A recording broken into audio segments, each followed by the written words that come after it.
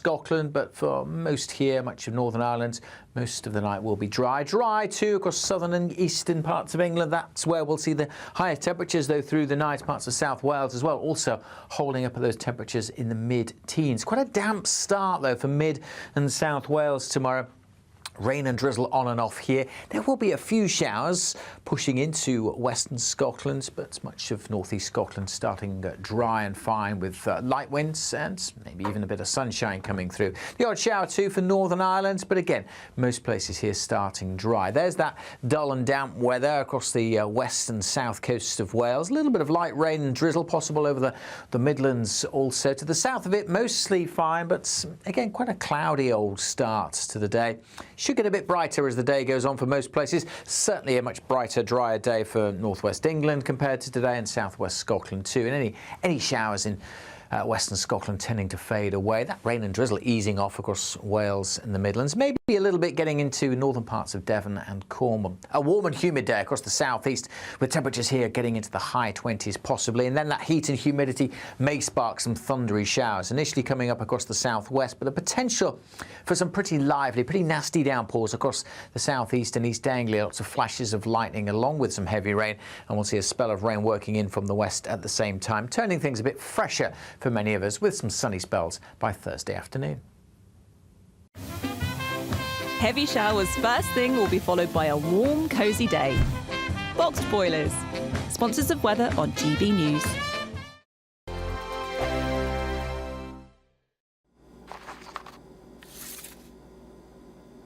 Crash Law 24 sponsors GB News Traffic and Travel Report. Good evening, this is the latest AI travel news from gbnews.com. The M8 at junction 18. Westbound has restrictions in lanes 1 and 2 due to an incident. Motorists should prepare for delays. The M4 westbound from junction 30, Cardiff Gate to junction 32. Corriton is closed for resurfacing with diversions in place. In Wiltshire, the A36 southbound is fully blocked due to a collision. In Suffolk, drivers on the A14 eastbound between junction 55 Cockdock and junction 56 Ipswich Docks face a 20-minute delay. And on the trains, disruptions occur on Chiltern Railways between Birmingham, Snow Hill and Dorridge.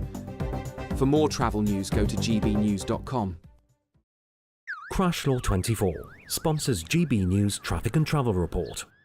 We're kick-starting summer with your chance to win our biggest cash prize to date, as there's an incredible £54,321 in tax-free cash to be won. What would you spend it on? A brand new car, the holiday of a lifetime, or just sit back, relax and remove some of those day-to-day financial stresses? For another chance to win, text cash to 63225. One entry costs £2.50 plus one standard network rate message, or text bonus to 63225. 5 entries cost £5 plus one standard network rate message. Go to gbnews.com/win. Entries start at £2.50. Call 0903 686 3232. Calls cost £2.50 plus your network access charge. Or post your name and number to GB14 PO Box 8690 Derby DE1 9TT. UK only. Entrance must be 18 or over. Lines close at 4 p.m. on the 1st of August. Please check the closing time if listening or watching on demand. Good luck. From the school run to the home run, watch a new show for all of Britain. He can say whatever he wants. A straight talking show where all voices are heard. And, when are we going to stop talking about smashing the gangs and actually do it? With the stories that matter from every part of our country. There's a bit of a crash landing there for your Chancellor. Bold, fearless and standing up for you. That's me, Martin Daubney, 3 p.m. till 6 p.m, weekdays, here only on GB News. The People's Channel, Britain's news channel. Westminster's full of talk, but out here, it's the real world. Am I allowed to talk then? No, that's it. This is where it matters, real people and real lives. That's what politics is all about. In fact, has Trump made a good start? No. Straight answers, no spin, and just a couple of pints. How many fingers have I got up? About 10. So join me for Lee Anderson's Real World every Friday at 7 p.m, only on GB News. The People's Channel, Britain's news channel.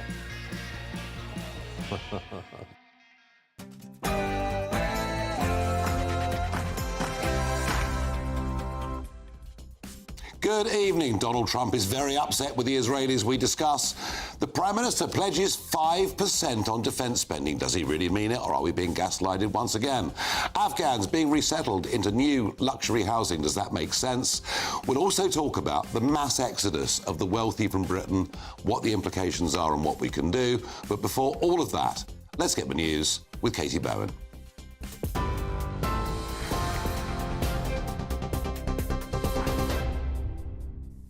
Nigel, thank you and good evening. The top stories at 7 o'clock.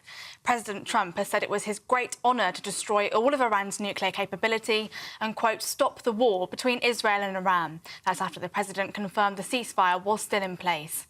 Earlier, the president expressed his frustration after Israel and Iran violated the ceasefire. The president had reportedly asked Benjamin Netanyahu not to attack Iran, to which the Israeli Prime Minister had reportedly said he could not cancel the attack and that some response was needed to Iran's violation of the ceasefire. A second flight evacuating Britons from Israel has left Tel Aviv, the Foreign Office has now confirmed, adding that further flights would be considered depending on demand. Speaking on Air Force One, the president said that Iran will never have nuclear weapons, and that's, quote, the last thing on the country's mind. He also added that he has spoken to President Putin about the situation in the Middle East. I'd like to see a deal with Russia. As you know, Vladimir called me up. He said, can I help you with Iran? I said, no, I don't need help with Iran. I need help with you. And I hope we're going to be getting a deal done with Russia. It's a shame. 6,000 soldiers died last week. More, 6,500 soldiers died last week. Russia, Ukraine, a war that never would have happened if I was president. Elsewhere, leaders from NATO are gathering in the Netherlands, with the Prime Minister and President Trump both attending. 32 member countries have all agreed to that 5% of defence spending on GDP goal, with 3.5% to go on core defence and the remaining 1.5% on defence-related areas such as resilience and security. The government's intention to increase defence spending has been branded as hollow and unfunded by Reform UK. Sir Keir Starmer said he would press forward with welfare cuts despite potential rebellion from Labour MPs. The Prime Minister has said that the vote on welfare reforms is not a confidence vote on his leadership, with the vote set to take place next week. He said that the current system isn't working for anybody and that there was a clear moral case for the changes, which include making it harder to claim personal independence payment.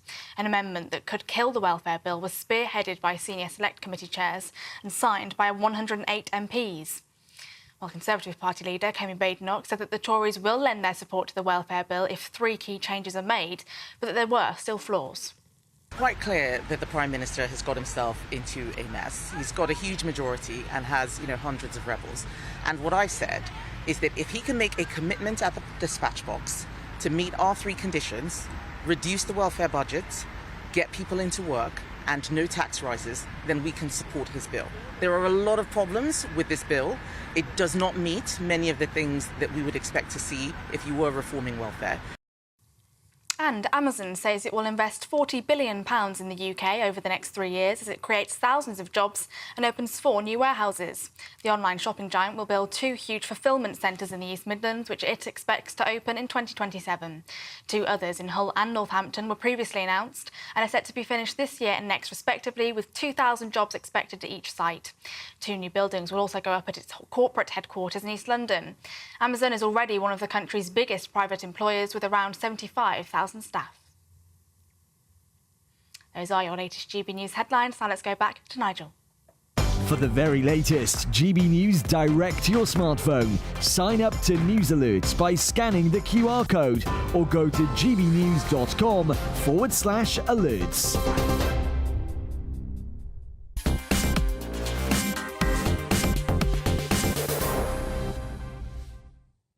This time last night, Donald Trump seemed very, very happy with things in the Middle East indeed. He put this message out on Truth Social, saying how absolutely delighted he was to announce that there'd been a ceasefire. It was happening, congratulating everyone. The Iranians have agreed. The Israelis have agreed. There's going to be a ceasefire. It's all over.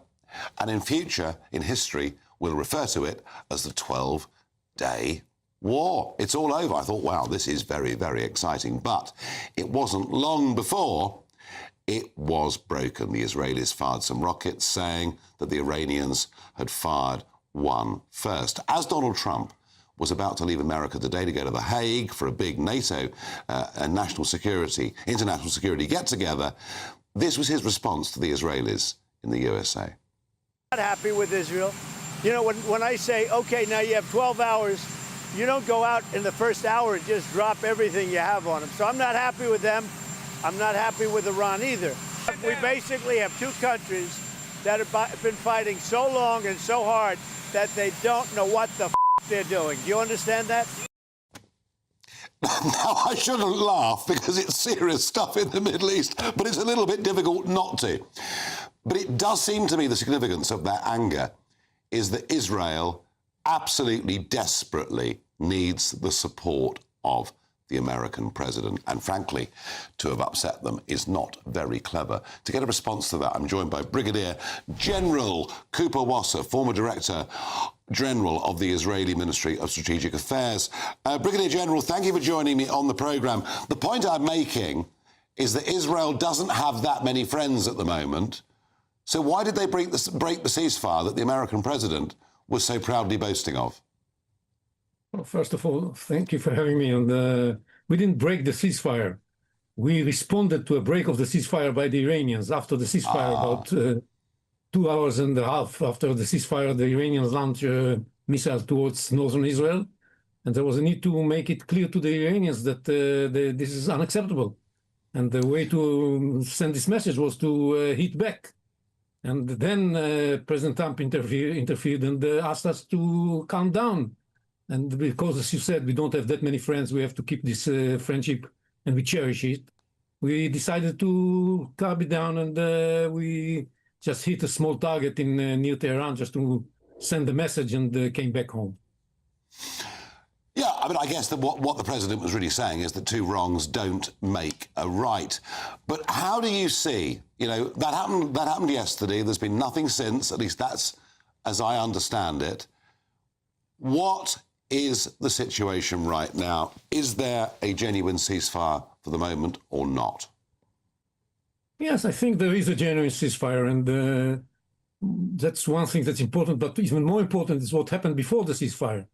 What happened is that together with the Americans, we were able to put an end to the Iranian capability to produce nuclear weapons.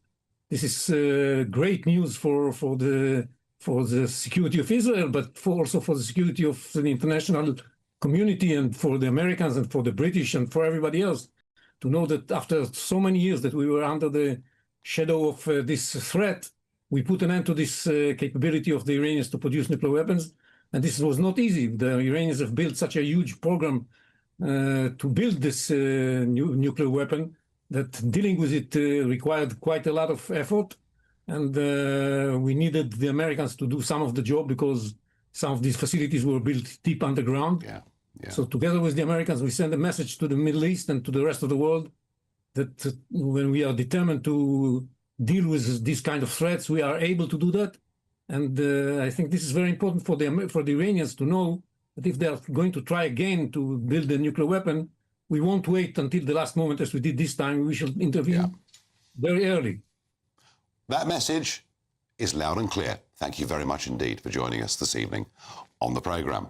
I'm joined in the studio by Sir Ranald Jayawardena, former Conservative MP and Minister, and Joe Phillips, journalist and former spin doctor. Do you think the Americans were right to support the Israelis? No. You don't? No, I think Trump's being played by Netanyahu. There was nothing to suggest that Iran was any closer to having a nuclear capability than it was 2 weeks ago. And I think Netanyahu needed something to distract the world from what's going on in Gaza. Don't forget, he's been warning about Iran for decades, and it was Trump who pulled out of the agreement with Iran. Good, the idiotic agreement that allowed them to fund all the terrorist organisations. Moronic agreement. But it allowed people to go in and check what was going on. What we do know, Joe, is that uranium had been enriched way beyond that needed for nuclear power. But there was no direct threat to Israel. Well, I think it was the right thing to do. But you see, you've now got... Who was meeting with Putin yesterday? Iran's foreign minister. Where does Trump sit amongst his warmongering friends. I don't know. We know that Trump has recognised Iran as the major threat in the Middle East, going right back to 2015 when he first launched his presidency. Did you support the action, Randall? With regret, yes. Look, we've got to be really careful about escalation. That's not in anyone's interest. It's not in ours. It's not in the interest of our allies in the region. But, and this is the big but, they have been the funders. The Iranian regime have been the funders of Hamas. They've been the funders of Hezbollah. They've been the funders of the Houthis in Yemen. They have been behind so many of the troubles faced by our allies in the region and, indeed, the consequences of those problems further afield. So the regime in Iran has been a problem for a long time, dare I say, dating back to when George Bush Jr. was in the White House, and clearly he chose a different we've war. made an awful lot of mistakes over here. Exactly. But let's just move this on, because here was the Prime Minister today talking about this extraordinary pledge of saying he's going to commit to 5% of our spending on defence by 2035. We'll now make commitments, NATO commitments, to 5%. That includes a resilience element that we're already spending, but it is important that we make that commitment for the long-term security of our country. We had a commitment, to reassure your viewers, in our manifesto that we wouldn't raise taxes on working people, and we intend to keep to that commitment. So this 5% includes resilience and security, which I assume means even the fire service will count towards defence. I think this is absolute nonsense that is being said ahead of him going to meet Donald Trump in The Hague. I do not believe an absolute word of it. Love to get your thoughts at home. Do you believe him? Tweet #Farage on GB News or email farage@gbnews.com. I don't believe a word of it. Do you, Joe? I think if you incorporate resilience, what does that mean? Because resilience, it's food security. It's a healthy country, a healthy nation. We haven't got either of those things. We're seeing, farmland being sold off and built on. We've got unhealthy people. The health service is suffering from the strain on it of unhealthy people. We haven't got resilience. We can't even run trains. We can't build infrastructure. And that's you can laugh, Ranald, but a lot of it is a legacy of your government. I'll come back to you in a second. I've been very kind to you just then. Oh, no, you haven't. You don't believe that 5%? No one believes it. No, it's nonsense. The truth is that we saw reports last week or the week before about broadband spend being part of this defence spend. We've seen that Chagos is going to come out of this, the handover, the surrender of British sovereign territory to a Chinese ally. They've not got a plan, sadly, on this. I will credit them on the need for greater resilience in this country. That is important, and it is important they have recognised that there needs to be more protection of the UK homeland. Not just in terms of military spend, but think about our critical national infrastructure, electricity, water. This country could be taken out if the opposition was to get into our water system. Well, talk of Thames Water being sold to a Chinese company. Well, as an example, and electricity, being sold to French companies. But this you can't put at Keir Starmer's doorstep. No. This goes back further. It does go back further. But just something there. You've been observing these things for a couple of years. Just the way he looked. He was saying something he clearly didn't believe in himself. And it seems to me that maybe the one big claim that he thought he had was that he was doing well on the world stage. And even that's now pretty questionable. Maybe I'm wrong. That just looked to me like the clip of a Prime Minister in some deep trouble. Well, I think he's exhausted, Nigel. I think, to be fair, and I think there is always a challenge for a Prime Minister who is spending a lot of time abroad and not dealing with what's going on here because, most people are more concerned about what's happening down the road than they are what's happening in Iran. And I think that is always a conundrum that faces anybody. And he has been absolutely round the houses. He's been dealing with Trump, he's been dealing with NATO, he's been dealing with Europe, all of those things, Ukraine, etc.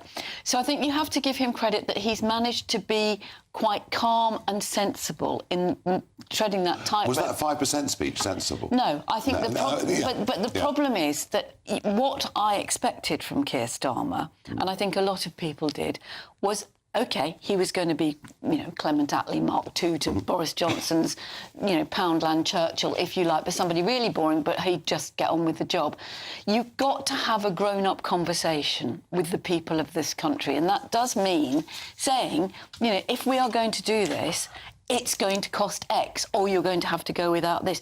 But you can't... But the timing of this, of course, was because he's about to meet Donald Trump. Yeah. And Trump's been saying 5%. Yes. Trump says 5%, not expecting anyone to go to 5%, but thinking perhaps they go to 3.5%. But he's right to say that Europe should spend more, Britain should spend more. And he's not the first president to say that. They've all done it. He's just doing Obama with Biden. Yeah. But you're right, Joe, that, we've got to have that honest conversation that you can't afford the welfare bill, which keeps going up and up and up, and potentially they're going to backtrack. They scrapped our reforms. They're proposing something that's slightly less good, but won't be palatable still to their backbenchers. Let's see what happens. But as Prime Minister, you have to say things, Ranald, that are credible. Yes.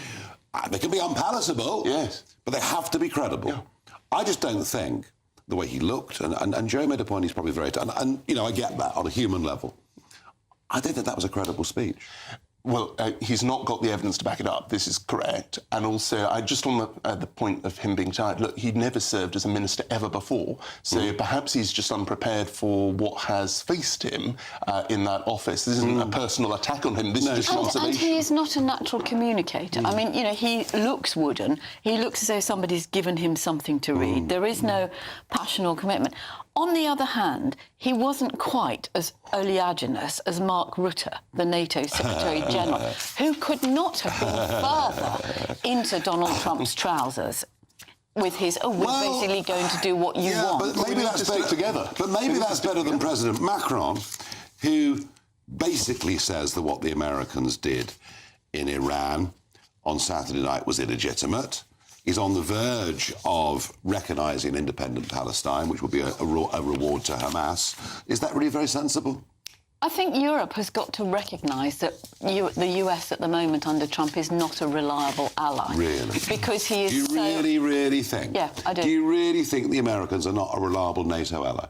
No, I don't. Well, I couldn't disagree with you more. Well, there you go. That's why I'm here. I think, well, that's a fair point. And it is GB News. Yeah, exactly. And we are the home of free speech in Britain, but hopefully done in a relatively civilised way. I would argue back, Joe, I would say that actually, I think Donald Trump did NATO a huge amount of good in his first term. I think the fact that he threatened them meant they did increase their defence spending. Yeah, and they're going on doing all that. of that is fine, and I think it was a wake-up call. But, and I think it's, as we said, it goes right back to Kennedy and through every successive American president. And it's quite right that everybody's been going, it's fine, nothing to worry about. And that's fine. Sometimes you can shake the tree, sometimes you can shake things up. But we have seen that Trump changes his mind from one minute to the next. 1 minute he's backing Putin, the next minute he's backing Israel, then he's shouting but at they Israel. are negotiations. No, they're and not. Negotiations go back and go forth. No, they're not negotiations, Nigel. Negotiations are what grown-ups do. Well, I tell you what, I thought the Abraham Accords at the end of his first term were one of the most incredible foreign policy achievements I've seen in my lifetime. Well, that was the first term. This is the second term. Yeah, see, they can't...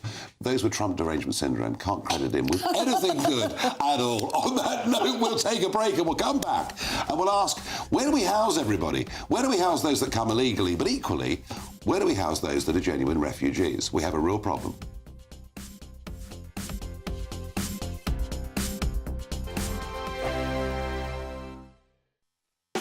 You want to know what's really going on in the corridors of power? Labour don't know what to do with you half the time, and that makes you quite lethal in the chamber. Get behind the headlines with Chopper's Political Podcast. Join me, Christopher Hope, as I sit down with the great and the good of British politics. We'll see where this ruling takes us. These are the stories shaping our nation. Chopper's Political Podcast, available now on all platforms. Listen in and stay ahead. GB News Breakfast, every day from 6 a.m. For working class families, what are the fundamentals that they are looking for?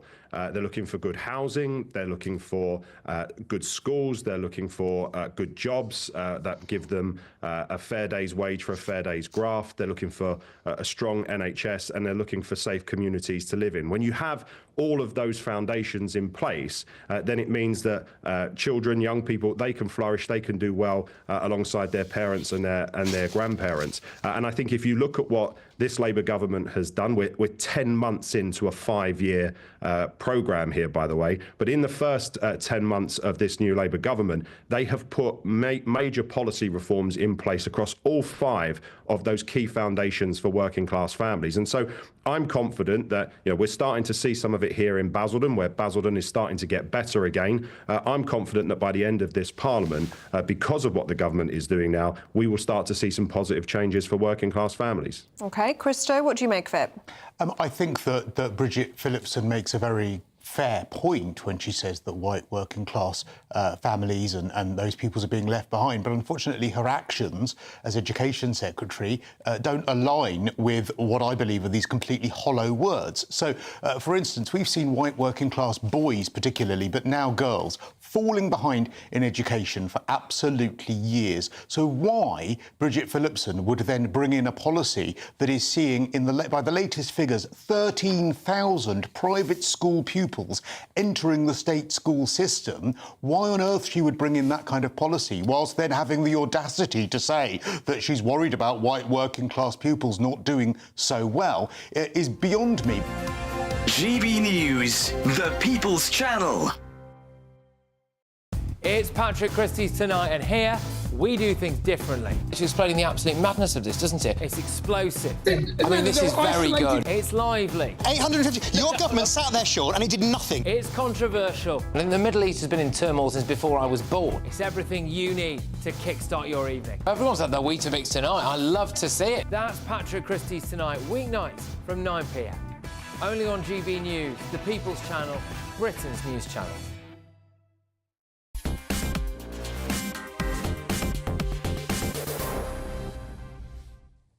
Do you believe Keir Starmer? Well, I asked you earlier about the 5%. Paul says to me, it's all smoke and mirrors, empty promises with no substance. They have no real strategy and no intention of sticking around to face the consequences. By the time the reckoning comes, they'll be nowhere to be found. Well, OK, and Philip says, do not trust his commitment at all. Under Starmer, we have no influence or credibility in the world. Starmer and his U-turn gang are incompetent and not fit for purpose. We desperately need change. Well, I think the reason the 5% was done was to say, look, we're really big boys on the world stage as they gather in The Hague. Now, we've discussed a lot, the 150,000 people, mostly young men, that are across the English Channel and where the hell we put them. And, of course, hotels cause one hell of a row until they're put into houses of multiple occupancy. This one's a slightly different story, but also, I think, concerning for the residents just outside Hull of a relatively small village. Some new builds have been put up. And last week, as I understand it, some Afghan refugees, people part of the genuine resettlement programme, have been put in brand new, high-end, very expensive housing. And I've got a local resident from that East Yorkshire new build estate who joins me down the line. So I understand that it was this time last week that these Afghans were moved in. That's correct, Nigel. Good evening, and Good evening. Thank you for having me. So, to give you a bit of the background into my circumstances, I purchased a property last year, and that was with the support from the family. And like many of the residents here, I've worked incredibly hard to be able to afford a home in this area. And last evening, on the Friday, when we were returning from work, it was spread around the estate quite quickly that they had indeed been put into these houses. I think about just under 20 of them had come directly off the coach with their suitcases and housed in them. So how many to a house, would you say? It's my understanding that there are 6 in a house, and as it stands currently, there's 3 of the houses that are filled full.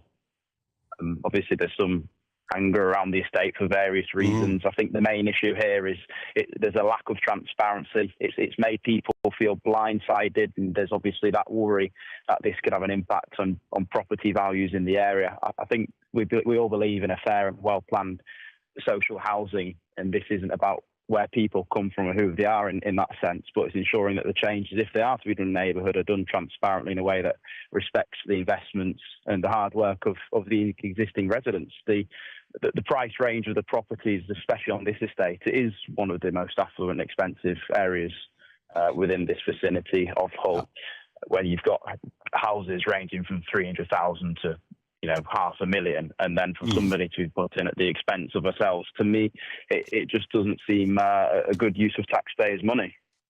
No, I think you made a very fair point. Thank you for joining us and sharing that. Joe, if I'd bought a house on what is, in that part of England, quite expensive housing, new housing, looking at the photographs, they're really very nice homes indeed, I'd be pretty hacked off if people were moved in next door, wouldn't you? In 2023, my understanding is that the local council bought 12 of these houses on this estate. So presumably the anonymous resident would have known that, because presumably he would have looked at that local news. So they were bought, maybe not. But they were bought by the council. You'd still be hacked off. Well, not if you knew that you'd got these houses, and the council said that they were taking in Afghanistan and Ukrainian refugees, you know, legitimate ones. Yeah, these appear to be legitimate. You know, so, you know, why didn't he know that? Well, if you buy a house, the estate well, we don't know he bought doesn't it, do we? We don't know whether he's bought it or he said he worked very hard towards it. Well, OK. And he had some help from the family. Yeah. That's kind of what he was saying. Rana, it's one little example of what's happening in your former constituency, what's happening all over the country. People do resent this, don't they? Well, yes, and I think there's a bigger issue, actually, which is that, you know, developments for so many people are skewed by having social housing plonked into it, without actually thought for how people are all going to be able to live next to each other. And so the council here has a lot of responsibility, first of all, in granting permission, second, in buying these homes, third, then thinking about how there's going to be integration or not. Well, and that brings me on to a stronger point, which is Afghan men are 20 times more likely to commit sex offences than indigenous Britons. And we've seen an example, Joe, of Northamptonshire police are telling, they call them asylum seekers, I think they've all come here illegally personally, giving them presentations, telling them that women have the same rights as men and they should treat women with respect and courtesy. And this issue of people who come from cultures in which women, and you know this as well as anybody, aren't even second-class citizens, and the way they behave once they're here, this is becoming quite an explosive issue. It is explosive. Yeah. That's the sort of information that should have been made available years and years ago. I agree. Not, you know, yesterday. No, I agree. Yvette Cooper has done something that no previous Home Secretary has done, which is to collate the ethnicity of sex offenders. Which has been hidden for years. Which has been hidden for years. So, you know, there are moves going on to do this. I'd love to be able to say that all women in this country are treated with equality and respect, including by the police. So, you know, you can... And interestingly, the figures that you've got... Well, you might find the odd example, some examples of police behaving badly, but when the Casey report makes very, very clear, as it did, Ranel, and it looks like, you know, a third of all offences around grooming are from people who arrived illegally. That is statistically way out of proportion. Yeah, there certainly do seem to be some really specific peaks in the data which need to be looked at carefully. And so it's good that the Casey report has been published. It's good there's going to be now an inquiry, and Keir Starmer's had to U-turn on that. But I do think that Labour's sort of lost control. You know, the numbers of people coming illegally continue to shoot up. Same under the Conservatives. But it's even higher. Just slightly higher. It's even higher. And we had, at least, we had a solution, which was the Rwanda. And how many people did they send? They scrapped it before it had a chance to be you had years to do it. They scrapped it before it could be you had years to do this, and you failed to do it. We brought the law in, and they scrapped it before the first flight could take off. No, that's wrong, and you know it. There was a flight on the tarmac. That was a voluntary flight. That was a voluntary flight. There was a flight. To test it out. I'm going to repeat this. There was a flight on the tarmac, ready to go, and a judge in Strasbourg at 10 p.m. stopped it from going. And we changed the law. True or false? Yes, we changed the law. This is my point. We changed the law to make sure that those flights could take off. But the law can't override UCHR. You had years and years and years. You had Priti Patel coming up with bonkers ideas of, you know, having booms around the channel ports. You had other ideas of sending out the Navy. But we know the Liberal Democrats want to welcome everyone to this country. We know you want an open... Well, that's pretty much true. Well... you know, a big deal. There we are. No, not if you're one of the women that's been assaulted. It's not a big deal at all. No, I am being facetious, as he is. And I think this is absolutely true. But if we are...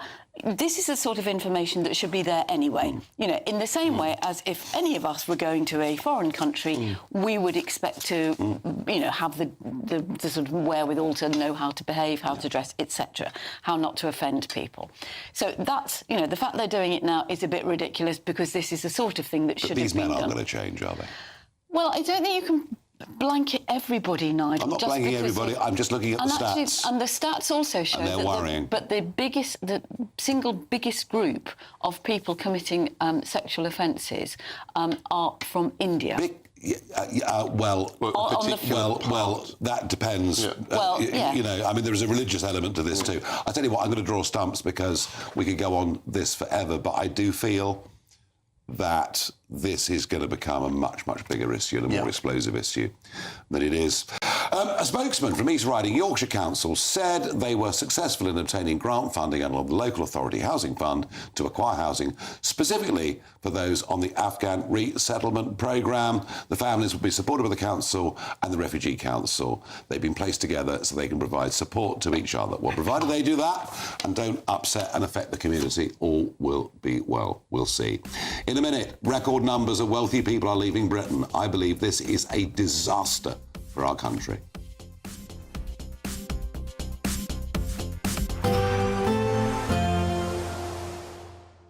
Can't wait to get in that sea. Lovely and warm. Just like the feeling of having great travel insurance. All Clear Travel Insurance sponsors GBNews Travel Destinations Forecast.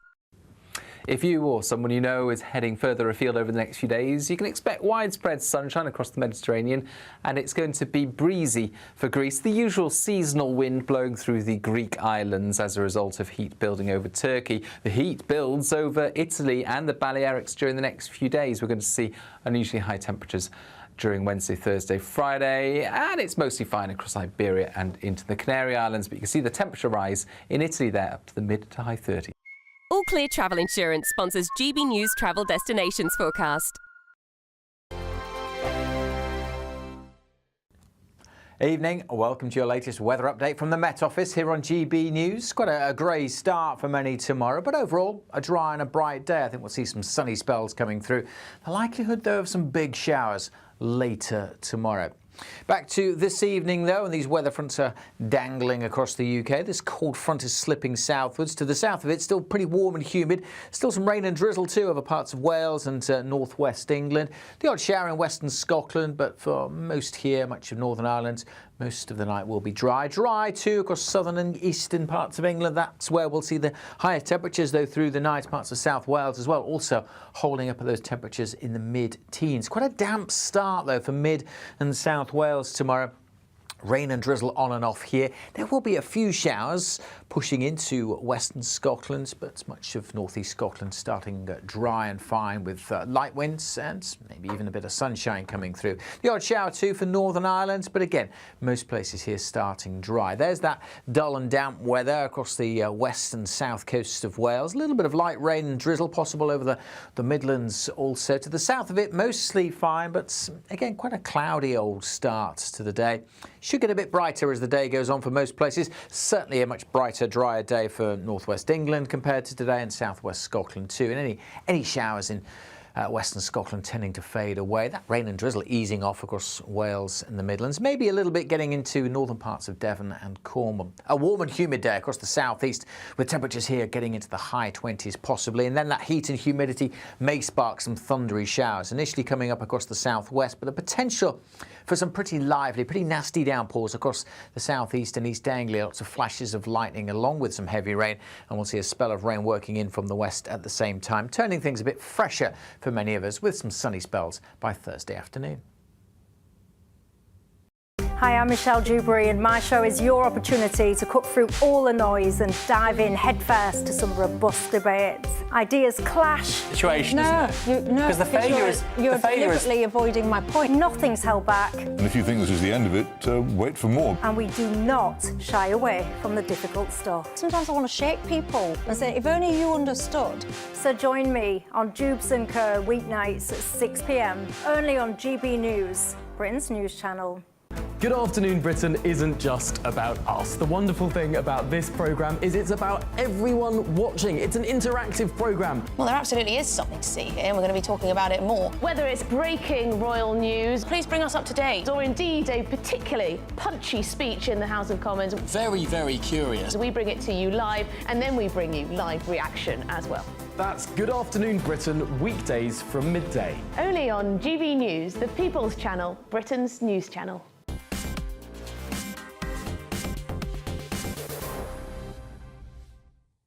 At 9 o'clock tonight, it is Patrick Christys tonight. He's the star of the show. Patrick, what have we got coming up this evening? Loads on, Nigel. Thank you very much. So, as you know, we've infiltrated a few people smuggling gangs in Calais. Well, what we wanted to do was take it to the next level and show how easy it would be to be offered a job as an illegal migrant in Britain. So we got our friends, the human traffickers, to set us up with some jobs right here in London. And they did so within minutes. Here's a little clip of the kind of stuff we were offered. Hello, bro. Bro, Habibi, what you need? I have 2 jobs for London as 1 week. Yeah, yet again, we have all of this person's personal information. They are in Britain, so maybe our authorities will now do something about a man who is keen to give illegal migrants work illegally here in Britain. A couple of other points as well. I'm going to be speaking to the university professor who was falsely sacked after falsely being accused of Islamophobia at university, and a very brave young Jewish man who took an Israeli flag to that Palestine Action protest. He was threatened with arrest despite a concentration camp man dressed up as a concentration camp survivor being allowed to wander the streets. So a little bit more two-tier policing there. Loads on 9 to 11, Nigel. Thank you very much indeed, Patrick. Now, the last year we have figures for show that 10,800 very wealthy people left Britain. We don't yet have the full figures for the latest year, but according to Henley and Partners, who study these things, they think the figure would be a net 16,500 wealthy people to leave Britain. Some are what are called non-doms, who have left because of what Conservative chancellors and now a Labour chancellor have done to their tax status. Others are Brits, people like the Livingston brothers, who have a £9 billion property empire. They're getting on in life, but they've left and gone to Monaco because they fear wealth taxes coming in. The Goldman Sachs vice chairman's gone to Milan. The owner of Aston Villa's gone to Abu Dhabi. The rich are leaving. They're leaving in droves. It is a disaster. Why is it a disaster? Well, the top 1% of taxpayers pay 30% of all tax.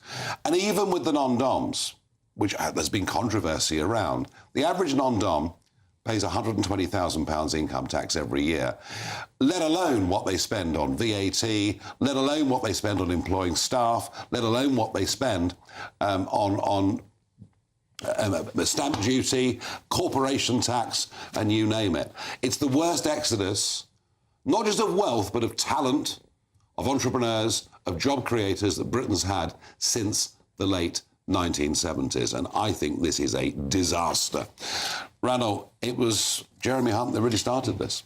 I'm sorry to say yes, that in hindsight, there was a mistake there to try and penalise very wealthy people who are able to move wherever they are and wherever they want in the world. And that's the point. Rachel Reeves has continued it and made it even worse, and that's really spooked people. So there wasn't the flight at that point under Jeremy Hunt, but there has been flight now. I think there's a wider point, though, which is that we need better, fairer, family-friendly taxation in this country. There are a lot of people, strivers, who are now leaving this country as well, saying it doesn't make sense. You know, my wife might not work. I'm being penalised. I'm paying, a 70% tax with my graduate tax in effect, plus losing child benefit, plus. I'd be far better off in Dubai or wherever else. I know. And that's a real shame for the country. And Joe, it isn't just. There are also, once again, young people heading off to Australia and goodness knows where else. Losing rich people doesn't help those poorer in society, does it? Well, losing rich people who don't want to pay tax, frankly, you know, good riddance to them is what I say. You're mad. Well, I may be mad, but I think people should pay tax. You know, They do pay tax, a lot of tax. £120,000 for a millionaire is not very much, Nigel. That's income tax. Once you've got non-dom status, I know, but hang on, once you've got non-dom status, you pay the same tax on UK income as everybody else. But they will all have accountants, and they will all have ways of, you know, hiding money. You can pick up one of what used to be a leading newspaper in this country, and every single day it has got an article telling you how to shield your investments, how to make the most of your second And if you get it wrong, you finish up in big trouble and maybe even in prison. And the reason you've got to shield it all is because the taxes are so high in this country. But all those people will, or a lot of them will... So you're happy to lose them, are you? I'm certainly not shedding a tear. So we'll put up taxes on the poor. Put up taxes on everybody. Because the rich are leaving. And make people pay fair tax. Do you know what? There is a complete lack of understanding here on what basic human nature is. And they're going rapidly, and if this doesn't change... But young people going to Australia and places like that's always happened. In the same way that people who come here... Up the brain drain. Yeah. We are back to the brain drain. And the odd thing is they're going to, not just Australia, Lisbon's been after their business, Milan's after their business, Athens is after their business. I think we're shooting ourselves in the foot. Well, we need to work out how to get people like Amazon to pay proper taxes. That's corporation tax. I know it is. And I do understand that. But you could actually... And a lot of them, of course, have been using Dublin as a way of doing it. So, and that I understand. And you can put that way, and then you can say... That debate, I wouldn't disagree with you on. We need to try and find a way of doing it. Very difficult in a globalised world. But we need to find a way of doing it. But just saying to risk takers, to people who create jobs and pay vast amounts of tax, you know, goodbye, we're happy to see you go, is the madness of left-wing Do you politics. think people like Philip Green or Michelle Mone are a great loss to the country? I don't know them, do you? I don't know them, I only know... What's Michelle Mone been convicted of? She has been admitted to fraudulently claiming money from the government, from the taxpayer. I think you'll find that action's in court right now, and we'll see what the outcome of it is. No. This anti-rich narrative is dangerous and it's wrong. But it's not anti-rich. No, you're anti the rich. No, you really, I'm not. You are. You are. Very clearly you are. I am anti people who won't pay tax. Well. Let's put taxes up on the poor. Let's make their lives as miserable as we possibly can by losing all the great talent in Britain, whether it's British or foreign-born. Seems to be the message I'm picking up. Sadly, this is right. You know, the truth is that I think Margaret Thatcher talked about the fact that she wanted, you know, everyone to be better off, and she had that moment in the House of Commons. And the truth is, the left, whether it's the Labour Party, the Greens, or the Liberal Democrats, they just want the poor to be poorer, so long as the rich are less rich. That's the truth of it. I want as many successful entrepreneurs as possible to come to our country. Hey, I was going to discuss the Chagos Islands. We're totally out of time. In a moment, we're going to talk about something that I think is important. We don't give recognition for emergency workers, police officers and others in this country who were seriously injured in the line of duty. And I actually think they should be recognised. It would cost, frankly, pennies for national government, and we just ought to recognise those who suffer in trying to make our lives a bit easier and a bit safer.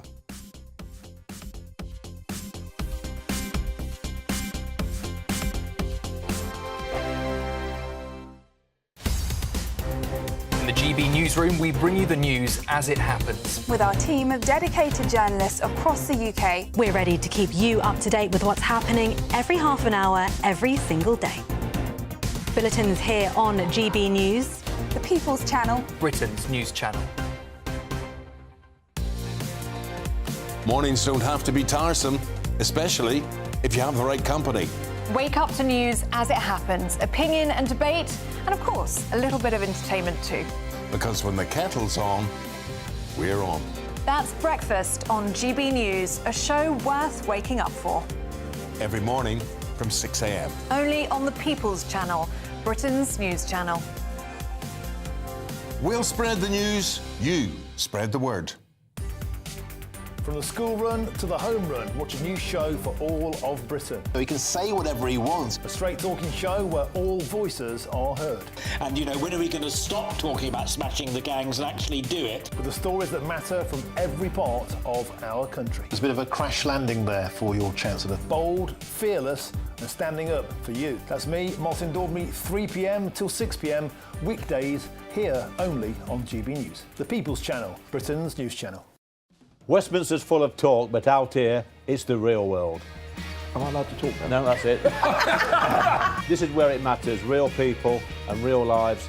That's what politics is all about. In fact, has Trump made a good start? No. Straight answers, no spin, and just a couple of pints. How many fingers have I ever got up? About 10. So join me for Lee Anderson's Real World every Friday at 7 p.m, only on GB News.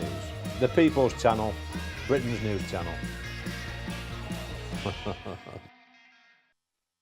You want to know what's really going on in the corridors of power? Labour don't know what to do with you half the time, and that makes you quite lethal in the chamber. Get behind the headlines with Chopper's political podcast. Join me, Christopher Hope, as I sit down with the great and the good of British politics. We'll see where this ruling takes us. These are the stories shaping our nation. Chopper's political podcast, available now on all platforms. Listen in and stay ahead.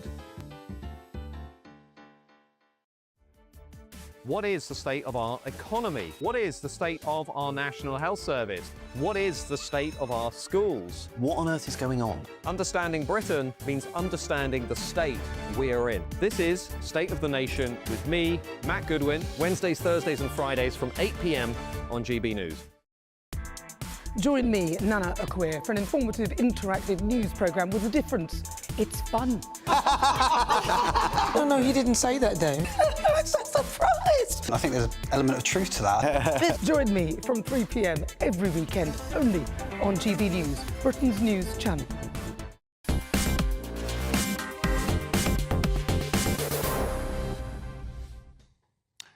Many police officers get injured, some of them very seriously in the line of duty, but it would appear that they're just not being recognised for it, which is why Tom Curry is the founder of the campaign for injury medal recognition for not just police officers, but emergency services in the UK. And Tom joins me on the line. And Tom, it is astonishing just how many people, how many police officers and others get seriously injured, isn't it? Yes, it is, Nigel. In fact, in England and Wales and Northern Ireland at the moment, there are 16,323 who are in receipt of an injury on duty benefit. That's absolutely astounding. Yeah, it is. There are many more, of course, who have been refused an injury on duty pension, but that's another story. None of these officers have had any recognition. In fact, if they've got under the eligibility period for the long service and good conduct medal, they've got nothing to show they were ever connected to the police. I'll give you my example. It's not about me, this, but I am one of the 16,323. Yeah. And it's 35 years ago since I was injured. And at that time, the eligibility was 22 years. I was injured on duty, attacked by a mob in a nightclub, at the top of my game as a policeman. That was the end of my job. I didn't get the long service medal because it was 22 years. I had 21 years, 10 months and 2 weeks service. But on top of that, I had 18 months as a police cadet. But that didn't count. So I had 23 and a half years. No, I mean, Tom, you've got nothing to show I was ever. You've got every right. I'm also joined down the line by Paul Jones, former Essex police officer, who was in fact paralysed in the line of duty. Paul, this happened a long time ago to you. Good evening, Nigel. Yes, it did. This is taking us back to 1989, so 36 years ago. Yeah. And you've suffered, obviously, huge life-changing injuries. I mean, the argument, the campaign that Tom's got is that some form of recognition, some medal, something you could wear, or whether it's Remembrance Day when the town gets together, is that something you feel strongly about, or doesn't it really matter, Paul? Absolutely. I think most of us leave with just a torn-out certificate from a book telling us that we spent some time with the police, and that's it. Yeah, the point Tom was making. Yeah. If things had been different and we'd have actually been killed in the line of duty, then we would have come out with the emblem that the Queen just did last year. Yes, I saw that. That was the Elizabeth emblem for those who die. But, you've been paralysed and, as you say, it's a point Tom Curry made. You almost wouldn't know you've been connected to the police force. Yeah. So a medal, is that what you want? Would a medal be something, Paul? Of course it would. It's, there's a sense of pride. Certainly when you join the job, you know the danger that's involved in it. And some recognition, if you're injured and told to leave the job, would be quite nice. Yeah. Well, back to you, Tom. Paul there, who spoke to us, lives in Clacton, so I just happen, as it is, to be his Member of Parliament. Do you have political support for this campaign, Tom? Because, frankly, I just can't see why anyone would oppose this. It wouldn't cost a fortune, but it would at least recognise people. Do you have political support behind this campaign? I've got documented support for it, Nigel, of 214 cross-party MPs. When did cross-party agree as much as that? Now, that is without it ever having gone to a vote in the House. There's 214 who are backing this. That is a third of the House without a vote. Look, I believe that's a clear indication. If there was a vote on this, it would be unanimous. Yeah. I've not met anybody in 2 years who's against it. If I could just go back to what Paul said, the main thing is, if Paul and I attend an event such as Remembrance Day for the police, we will see our colleagues. It's now been reduced to 20 years, so I was robbed again because it wasn't retrospective. We will see our colleagues with a 20-year medal on. I've got more service. I sacrificed my health and my job, and the world looks at them and says, "Oh, he was a fireman or an ambulance man because he's got a medal on." But there's me and Paul. There's two spectators. Yeah. No, listen, Tom. Support. I get it. I mean, there are always going to be rows and arguments over certain awards that get given out, wherever it may be. But I think recognition for serious injury in the line of duty for a police officer, somebody in the fire service, frankly, a prison officer, or whatever it may be, you're out there in uniform serving the country.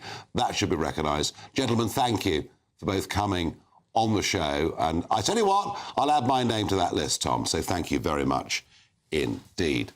Now, we don't do a lot of sport on this show, but I do occasionally talk about cricket. And England have just won the first Test match against India.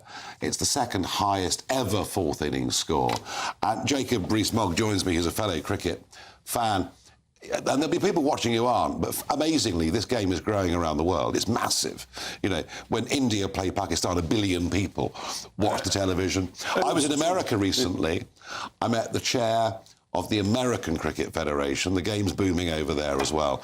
But suddenly we've got an England cricket team we can be really proud of. Yes, and that W.G. Grace took tours to America, and they took off in Australia and not in America, which is why we play the Test matches against Australia. But today was really exciting, and it does show that Test match cricket is the best cricket, because this game swung back and forth over the 5 days. India were in complete control on the first and second days. If they'd held their catches, it could have been a very different story. Duckett's remarkable innings today, one of the highest fourth innings by an individual. I think Root averages over 50 in the fourth innings of a Test match, which is impossible. It's just amazing. Yeah. No, it's been wonderful. So we've got the whole summer against India. We then go to Australia. I've never been to the Melbourne Cricket Ground. on Boxing Day for an Ashes test. But if England keep playing like this, I might just find myself... You'll have to find some urgent reason to make a speech in Melbourne that week and pop in. Jacob, what are you going to be discussing tonight on State Well, Live? I'm expecting to have Boris Johnson coming on the line. Are you really? Yes, I am. Wow. To talk about leadership, because I know you weren't necessarily his greatest fan, but at least over Ukraine, he led the country. He helped Ukraine push back and stop Putin rolling them up. At the moment, with Iran, we have no leadership at all from the UK. Starmer just sits on his hands, won't even say if he supports it. So I think we can learn something. But he is going to increase defence spending to 5%. You believe that, don't you? Well, he hasn't said how, he hasn't said when. It's all on the never, never. And the country has no money. Good. Is Johnson coming in the studio? No, he's going to be down the line. He's going to be in a car, so I hope the connection holds up. But actually getting him on's quite a coup, really. He doesn't do a lot of media, does he, these days? He writes a little bit. Well, I thought today was the perfect occasion to have him on because he understands leadership and what a British Prime Minister needs to be doing when global security is at risk. Yeah, well, we certainly have major problems. Jacob, fantastic, fellow cricket fan.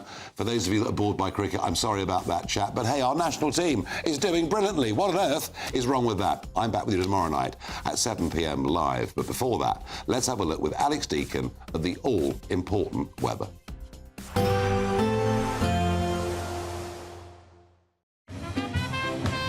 There will be a light breeze in the morning, leading to a warm front. Boxed heat pumps, sponsors of weather on GB News.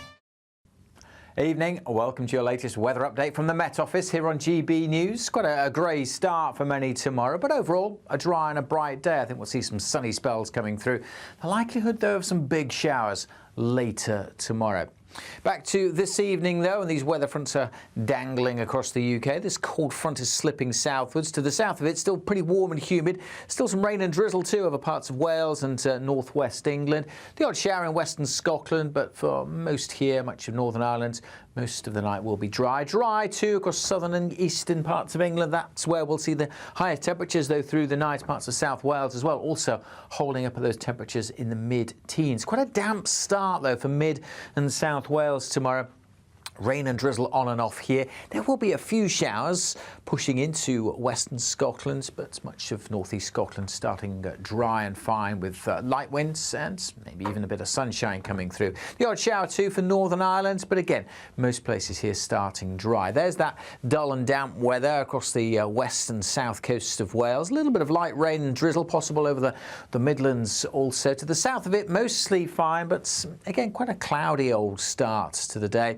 Should get a bit brighter as the day goes on for most places. Certainly a much brighter, drier day for northwest England compared to today, and southwest Scotland too. And any showers in western Scotland tending to fade away. That rain and drizzle easing off across Wales and the Midlands. Maybe a little bit getting into northern parts of Devon and Cornwall. A warm and humid day across the southeast, with temperatures here getting into the high 20s possibly. And then that heat and humidity may spark some thundery showers. Initially coming up across the southwest, but the potential for some pretty lively, pretty nasty downpours across the southeast and East Anglia. Lots of flashes of lightning along with some heavy rain. And we'll see a spell of rain working in from the west at the same time, turning things a bit fresher for many of us, with some sunny spells by Thursday afternoon. There will be a light breeze in the morning, leading to a warm front. Boxed heat pumps, sponsors of weather on GB News. £54,321 in totally tax-free cash could make your year the best yet. How would you react if you got that winning call? Oh my God, I'm going to cry. Oh my God. Thank you. You weren't expecting to get that call today, were you? No, I wasn't. For another chance to win £54,321 cash, text cash to 63225. One entry costs £2.50 plus one standard network rate message. Or text bonus to 63225. 5 entries cost £5 plus one standard network rate message. Go to gbnews.com/win. Entries start at £2.50. Call 0903 686 3232. Calls cost £2.50 plus your network access charge. Or post your name and number to GB14 PO Box 8690 Derby DE1 9TT. UK only. Entrance must be 18 or over. Lines close at 4 p.m. on the 1st of August. Please check the closing time if listening or watching on demand. Good Afternoon Britain isn't just about us. The wonderful thing about this programme is it's about everyone watching. It's an interactive programme. Well, there absolutely is something to see here, and we're going to be talking about it more. Whether it's breaking royal news, please bring us up to date, or indeed a particularly punchy speech in the House of Commons. Very, very curious. We bring it to you live, and then we bring you live reaction as well. That's Good Afternoon Britain, weekdays from midday. Only on GB News, the People's Channel, Britain's news channel. Mornings don't have to be tiresome, especially if you have the right company. Wake up to news as it happens, opinion and debate, and of course, a little bit of entertainment too. Because when the kettle's on, we're on. That's Breakfast on GB News, a show worth waking up for. Every morning from 6 a.m. Only on the People's Channel, Britain's news channel. We'll spread the news, you spread the word. From the school run to the home run, watch a new show for all of Britain. He can say whatever he wants. A straight-talking show where all voices are heard. And, you know, when are we going to stop talking about smashing the gangs and actually do it? With the stories that matter from every part of our country. There's a bit of a crash landing there for your Chancellor. Bold, fearless and standing up for you. That's me, Martin Daubney, 3 p.m. till 6 p.m, weekdays, here only on GB News. The People's Channel, Britain's news channel. Westminster's full of talk, but out here, it's the real world. Am I allowed to talk now? No, that's it. This is where it matters, real people and real lives. That's what politics is all about. In fact, has Trump made a good start? No. Straight answers, no spin, and just a couple of pints. How many fingers have I got up? About 10. So join me for Lee Anderson's Real World every Friday at 7 p.m, only on GB News. The People's Channel, Britain's news channel.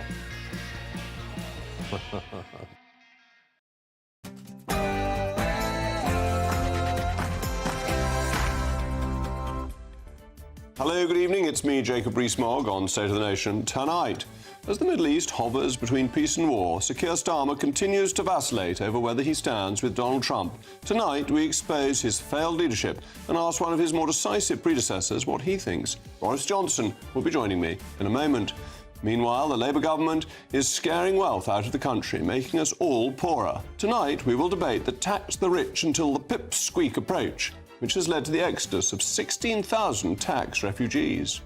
Government is also facing a revolt over its welfare reforms, with as many as 108 MPs set to vote against the government.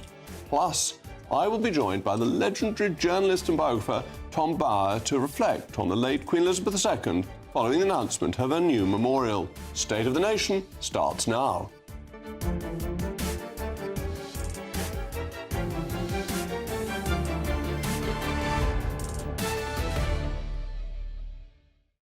I'll also be joined by my most pugnacious panel, the former editor of The Sun, Kelvin Mackenzie, and the author and journalist Michael Crick. As always, I want to know your views, mailmog@gbnews.com, but now it's your favourite time of the day, the News Bulletin with Katie Barn.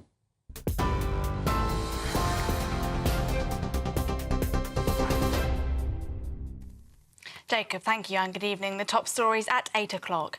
President Trump has said it was his great honour to destroy all of Iran's nuclear capability and, quote, stop the war between Israel and Iran. That's after the president confirmed the ceasefire was still in place.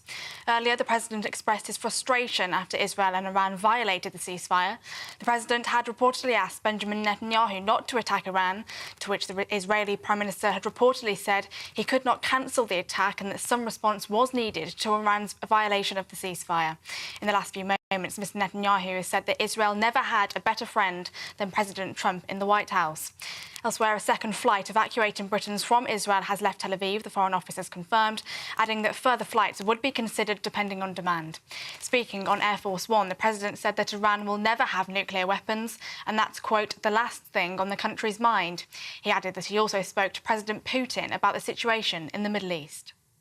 I'd like to see a deal with Russia.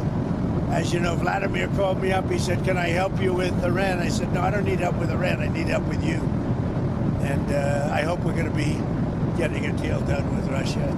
It's a shame. 6,000 soldiers died last week. More, 6,500 soldiers died last week. Russia, Ukraine, a war that never would have happened if I was president. Well, leaders from NATO are gathering in the Netherlands, with the Prime Minister and President Trump both attending. 32 member countries have all agreed to spending 5% of GDP on defence by 2035, with 3.5% to go on core defence and the remaining 1.5% on defence-related areas such as resilience and security. The government's intention to increase defence spending has been branded as hollow and unfunded by Reform UK.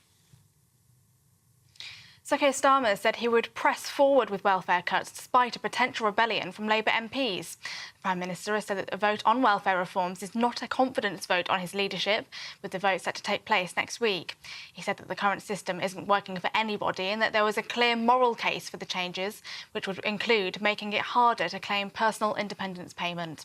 An amendment that could kill the welfare bill was spearheaded by senior Select Committee chairs and signed by 108 MPs. Well, Conservative Party leader Kemi Badenoch said that the Tories will lend their support to the welfare bill if 3 key changes are made, but there were still flaws. Quite clear that the Prime Minister has got himself into a mess. He's got a huge majority and has, hundreds of rebels. And what I said is that if he can make a commitment at the dispatch box to meet our 3 conditions, reduce the welfare budget, get people into work, and no tax rises, then we can support his bill. There are a lot of problems with this bill. It does not meet many of the things that we would expect to see if you were reforming welfare. And Amazon says it will invest £40 billion in the UK over the next 3 years as it creates thousands of jobs and opens 4 new warehouses. The online shopping giant will build 2 huge fulfilment centres in the East Midlands, which it expects to open in 2027. 2 others in Hull and Northampton were previously announced and are set to be finished this year and next year respectively, with 2,000 jobs expected at each site. 2 new buildings will also go up at its corporate headquarters in East London. Amazon is already one of the country's biggest private employers, with around 75,000 staff. Those are the latest GB News headlines. Now let's go back to Jacob. For the very latest GB News direct to your smartphone, sign up to News Alerts by scanning the QR code or go to gbnews.com/alerts.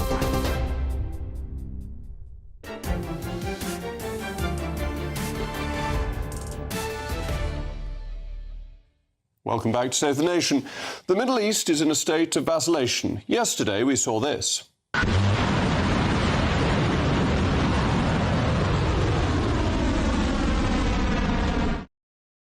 Then we saw this.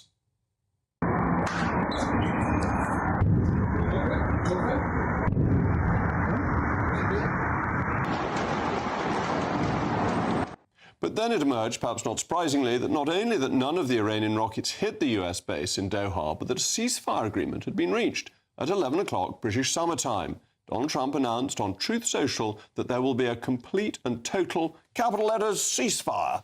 But then viewers will recall waking up this morning to learn that the 2 powers were still very much at war with each other.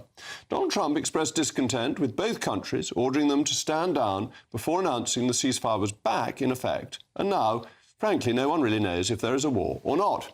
But at times like this, it is surely reasonable to expect HM government to have a view and to show leadership. I cannot help but draw the stark contrast between the leadership of Boris Johnson when the war in Ukraine began and the leadership of Sir Keir Starmer when this Middle East conflict began. Even before Russia invaded Ukraine, Boris provided military aid and support, including the essential anti-tank weapons. Boris also visited Kyiv in April 2022, just a few weeks after the invasion, at considerable personal risk.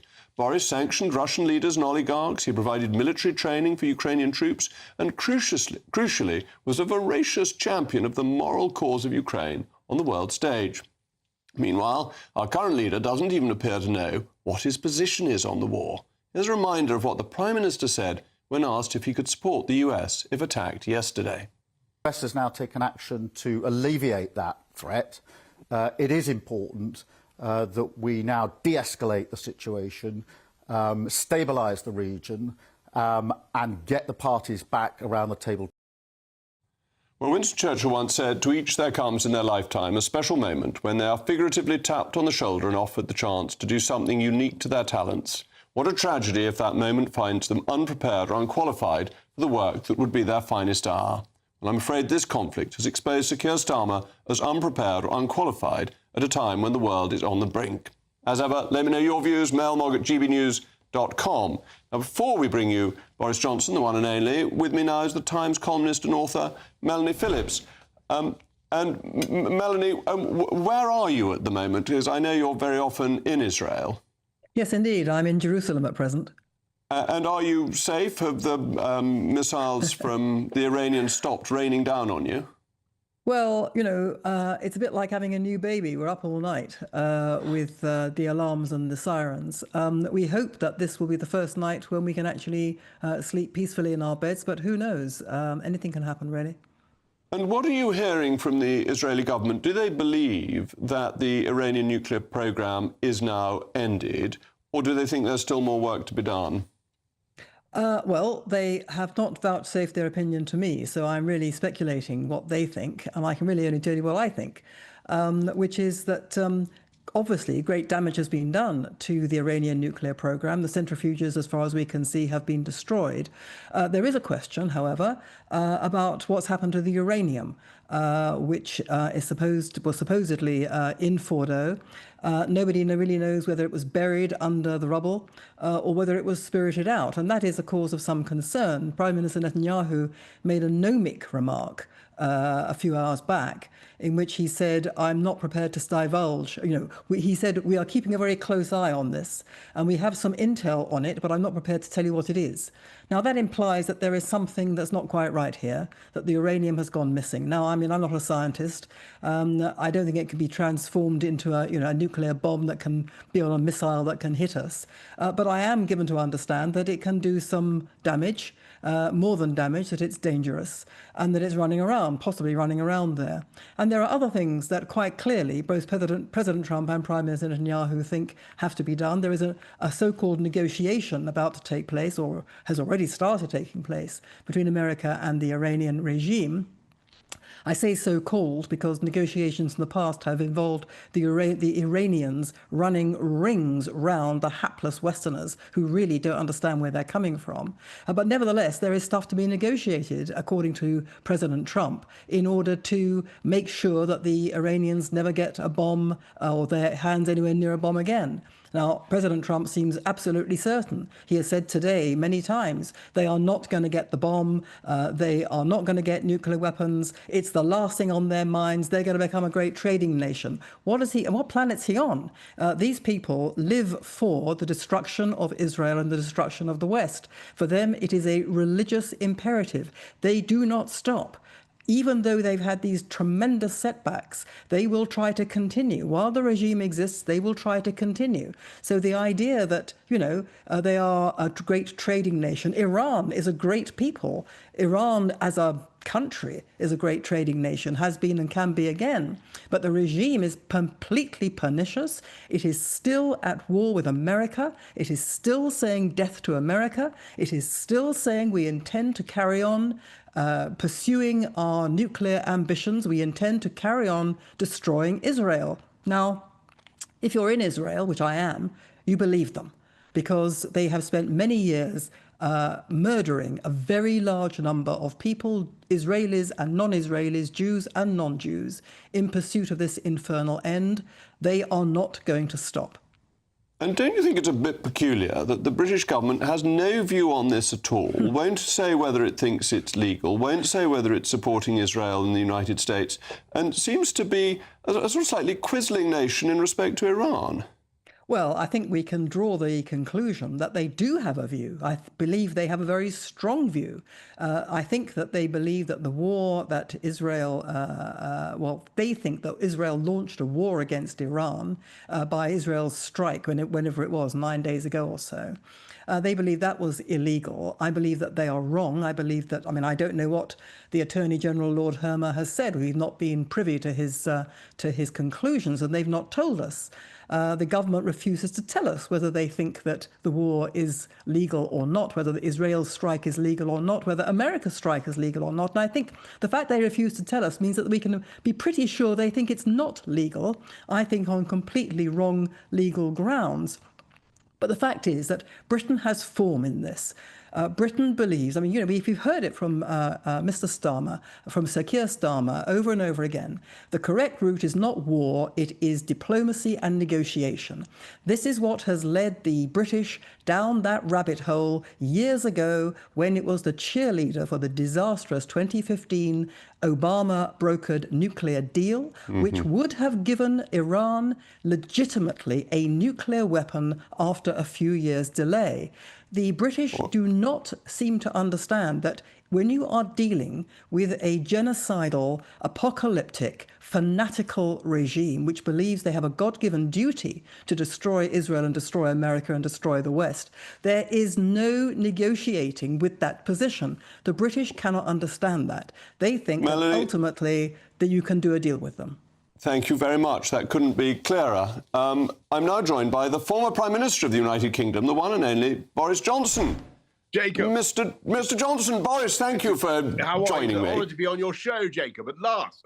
It's a great pleasure to have you. Now, when Russia invaded Ukraine, you had authorised the sending of weaponry to Ukraine so that it could defend itself. But a lot of our allies weren't very keen on you doing that, were they? And you had to force that through. Yes, that's entirely correct. And it wasn't just our allies who were squeamish about it. It was the entire setup in I'm afraid to say, the UK Foreign Service establishment, where there was a lot of anxiety that if we did this, it would lead Putin to escalate towards us. The word that is constantly used, we must avoid escalation. Actually, of course, Putin fully intended to unleash horror upon the entirely innocent people of Ukraine, and all we were doing was giving them the wherewithal to defend themselves. And as you remember, Jacob, those Javelin shoulder-launched anti-tank weapons and the NLAWs that we sent were extremely important for the Ukrainians in defeating the Russians in the battle for Kiev. And so I look back on that with great relief. But I can tell you, the proposal it was Ben Wallace, the former defense secretary, to his eternal credit, he read Putin's wacko pronouncements about Ukraine in the previous summer in 2021, when he said it wasn't really a country and it was full of Nazis and all this sort of gibberish. And Ben said to me, look, this guy is crackers. He's actually going to invade. We've got to give them lethal weaponry. But it took 4 separate attempts by me to get it through the system. And the NLAWs, the Belfast-made NLAW anti-tank missiles, only actually turned up in Ukraine in the nick of time. It was like the middle of January when they got there. And this was really essential. This was essential to Ukraine being able to stop Russia and surviving for the next 3 years. That all the experts were saying when Putin invaded that they would roll Ukraine up in a fortnight. And that didn't happen because the tanks got stopped. So clearly following your decision. Yes, look, I think that's absolutely right. I think the Javelins and the NLAWs played a huge part in helping the Ukrainians, but be in no doubt that the heroes were the Ukrainians, and it was their bravery, their refusal to bow down to Putin's might that saved their country. We were privileged to be able to give them the kit that they needed. And it was crucial that they did, because those first 2 weeks psychologically was so important for sentiment on Capitol Hill. You remember the Americans were very dubious. They didn't know which way to go. And as soon as they saw that the Ukrainians were, as John Stuart Mill puts it, lovers of their own liberty, willing to fight for their own freedom, that was when the American weapons started to flow. And why I wanted to ask you about this, because it seems to me this is highly analogous to what is happening between Israel and Iran and the follow-up from the US, that there is an enormous threat from Iran having a nuclear bomb. Israel is the country most at risk from it.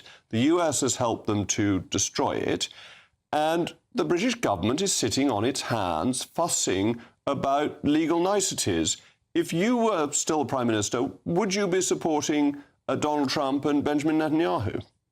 Yes, and I think if we'd been asked, would we allow Diego Garcia, would we allow the Chagos Islands to be used for that purpose. I'm absolutely certain that our government would have said yes. I'm not certain that I would have ordered the RAF to mount sorties over Tehran. I think we would have had to go through Parliament. We had to think about that, but certainly we would have given encouragement and support to that operation. I can tell you, and what is so ridiculous about all this, Jacob, is that every government virtually in the world supports and is grateful for what Israel is doing, because nobody, probably not even the North Koreans, certainly not the Chinese, not the Russians, want to see the Ayatollahs waving a nuclear weapon.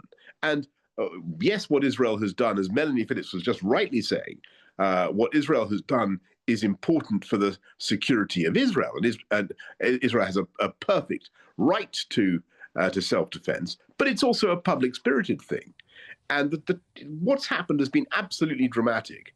There are now, it's an astonishing fact that as we speak, Israel is in total command of the airspace over Iran.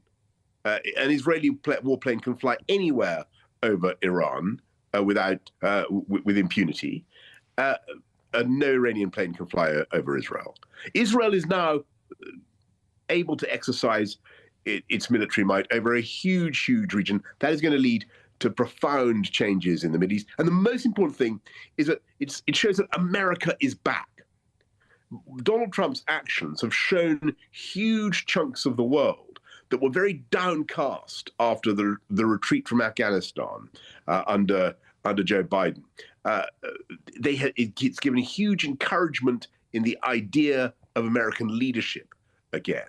And that is very, very important. And symmetrically, it's also been another blow to Putin.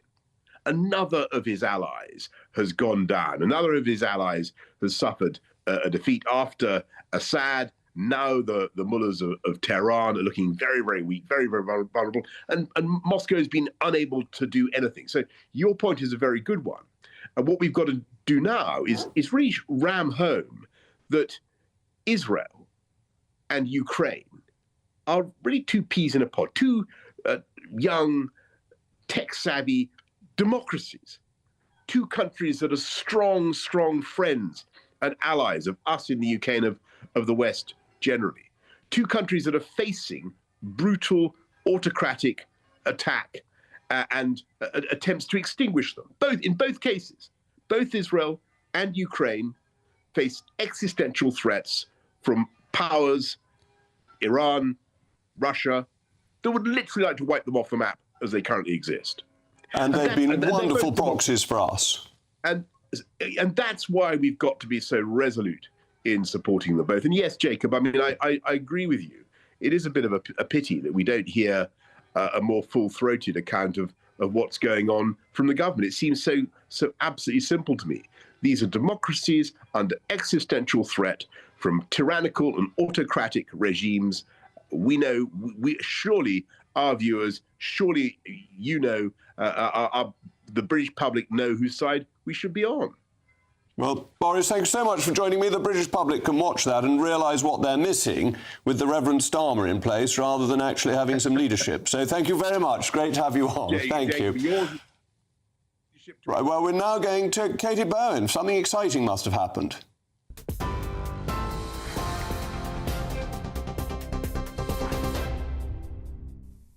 Jacob, thank you very much. Let's cross live now to GB News' entertainment editor, Alex Davis, who's been at the Trick Awards this evening. Hopefully we can speak to Alex now. Alex, what's the result? Who have you got with you?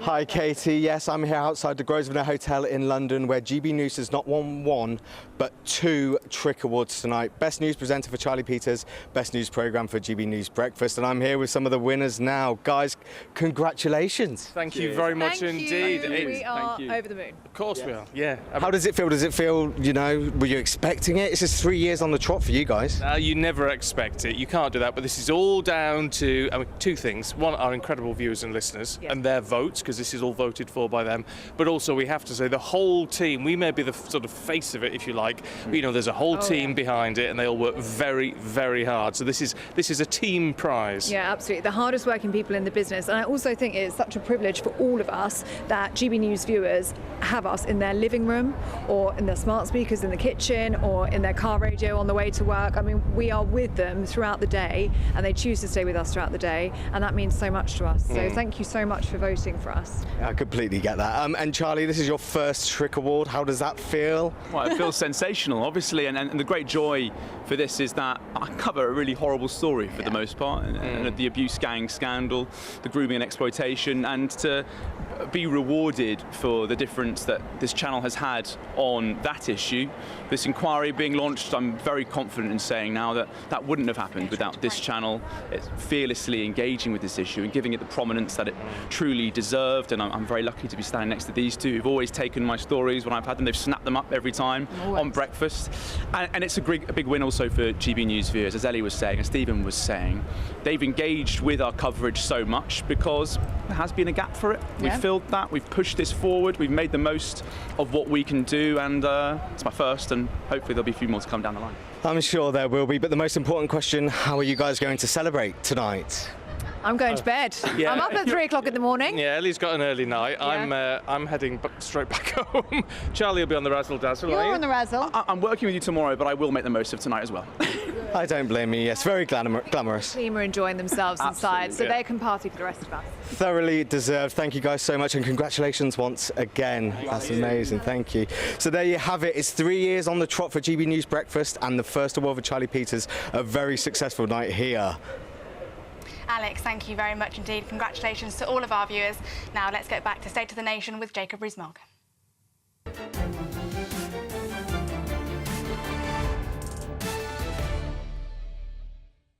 Oh, welcome back. I'm still Jacob Rees-Mogg, as you may remember. The UK is set to lose a record 16,500 millionaires this year as policy changes on tax and visas drive high net worth individuals abroad. The new report has warned of a £66 billion capital outflow as the UK tops the global chart for wealth loss, even surpassing China and Russia. All too often we hear that the rich don't pay their fair share, but tonight we want to debate this notion, not least because it's driving Labour's class warfare. Well, I'm joined now by Stephen Kinsella, member of Patriotic Millionaires. That's a great thing to be a patriotic millionaire. What does it actually mean? Well, first of all, yes, I knew you would like it, and you would also be very welcome to join us, Jacob. What it means is it's a group of people, mostly UK citizens, not all of us born here, who believe, in tune with what you were saying just earlier, that some of us are able to afford to pay a higher share, and frankly, recognise that this country needs investment in the things that your viewers care about, whether it's hospitals or roads or police or everything else. And we're basically stepping up and saying, yes, we're not leaving, and we are happy to pay more, to pay a fair share. OK, well, I'm not leaving, but if you look at 1979, when the highest tax rate on what they classified as unearned income was 98%, the top 1% of income taxpayers paid 6% of all income tax. Now the top rate's 45%, and the top 1% of income taxpayers pay 30%. So actually lower rates encourage the economy and lead to more money that can then be spent on public services. Yeah, I don't think you and I wouldn't disagree on the objective. That's actually why we think the focus on income tax is sometimes unhelpful, and we'd actually, as I think we advocate for a wealth tax, which is, first of all, harder to avoid and we think would be fairer. And our wealth tax proposal is only on those who have net wealth of over 10 million. So I don't know how many of your viewers that would affect. In fact, I find it interesting, this debate, because I don't know how many of your viewers are millionaires and really would care about the idea that millionaires should pay more tax, whether it's income tax or wealth tax. As we know, there are about 3 million millionaires in the UK. So I know the story you're leading with is this idea that many millionaires are fleeing the country. Our answer to that would be twofold. One is that actually that's not true. We think the figures are bogus, and I could explain why. But also, we don't think it matters because it's those, even if their figures were true, which they're not, it's such a small percentage of the actual millionaires in this country, it won't make a difference. Up to a point, Lord Copper, that a lot of centimillionaires are going and billionaires are going, and that the millionaires who are staying are ones whose £1 million is in their house in the southeast of England and they can't move, and that a wealth tax has the great disadvantage that there is no cash flow associated with it, and therefore to pay it, people have to sell assets, which leads to a misallocation of capital and a decline in capital values, impoverishing the whole country. Yeah, and I think that would be a real concern. I mean, the figures we look at, let's say you had a wealth tax of 2% on wealth over 10 million. That would mean you'd pay 2% on your 11th million. So if you had 11 million net wealth, you'd pay a one-off tax of £20,000. But as you know, in that year, if you'd invested at all sensibly, you should have made another 500,000. So you would net still be nearly £500,000 better off at the end of the year if we just look at the wealth tax. Yeah, but hold on. If you're making that £500,000 from income on your investments, that's already taxed at 45%. So you're making that 47%. Well, we're talking. But does everybody pay 45%? I mean, as we know. Well, I do. Yes. I'm sorry to say. I wish I didn't. Anyway, I must move on to my panel, but thank you very much for joining me. Because with me now is my most pugnacious pal, the former editor of The Sun, Kelvin Mackenzie, and the author and journalist, Michael Crick. Kelvin, I mean, I think it's very bad for the country that we are losing the very rich who are voluntarily here, and particularly the non-doms who pay tax on their assets in the country in which the assets and income in fact, they paid 8 billion. They actually paid 8 billion out of just their earnings in the UK, right? So we need them. And actually, I like them. I like the idea that they buy big houses, big cars, go to restaurants, hire butlers and cooks and drivers and have all those kinds of people of a world that I don't really know. So I'm delighted. But also, I was at Ascot the other day, on a Tuesday, by the way. I was at Ascot.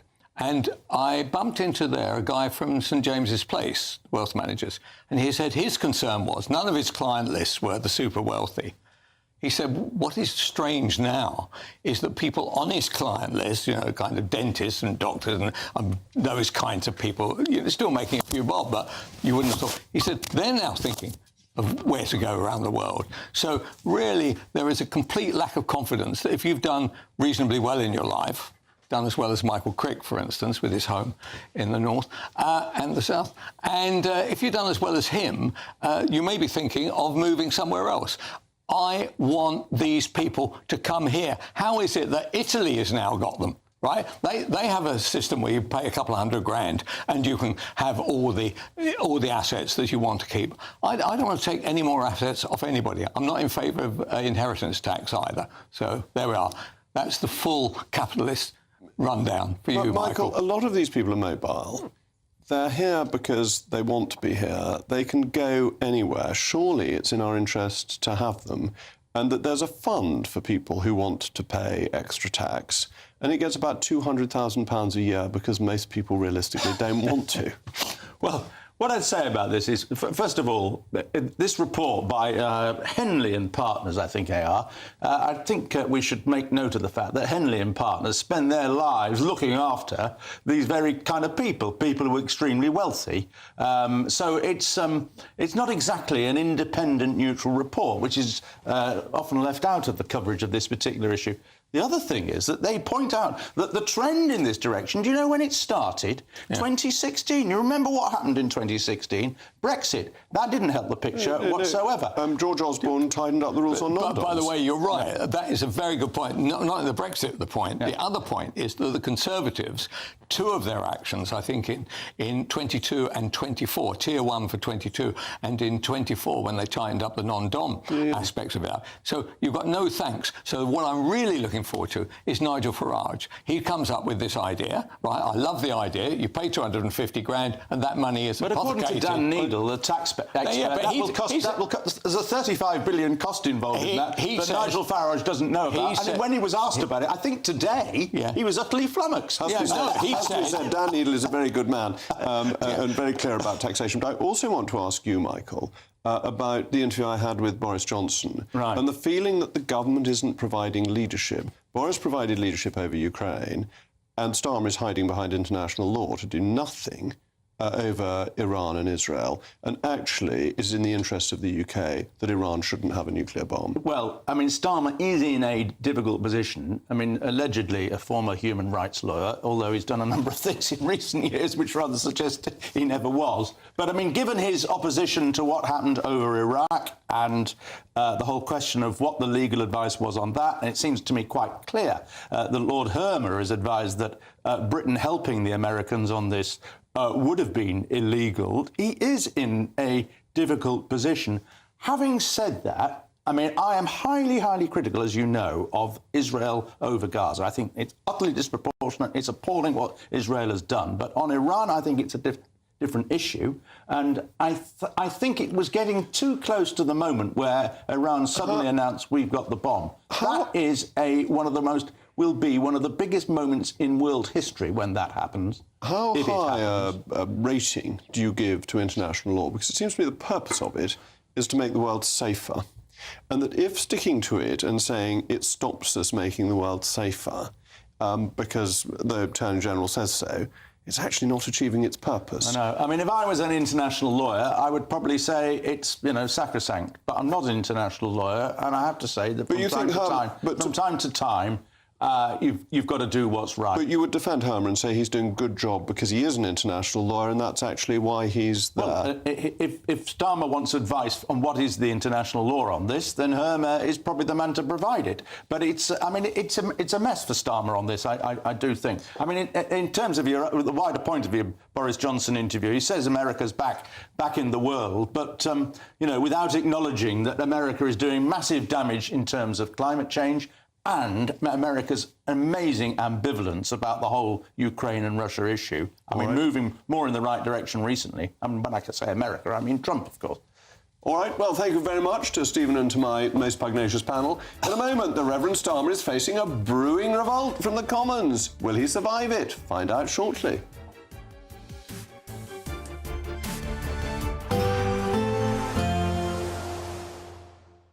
Dinner under the stars tonight? That reminds me of our travel insurance. You mean All Clear Skies? All Clear Travel Insurance sponsors GB News Travel Destinations Forecast.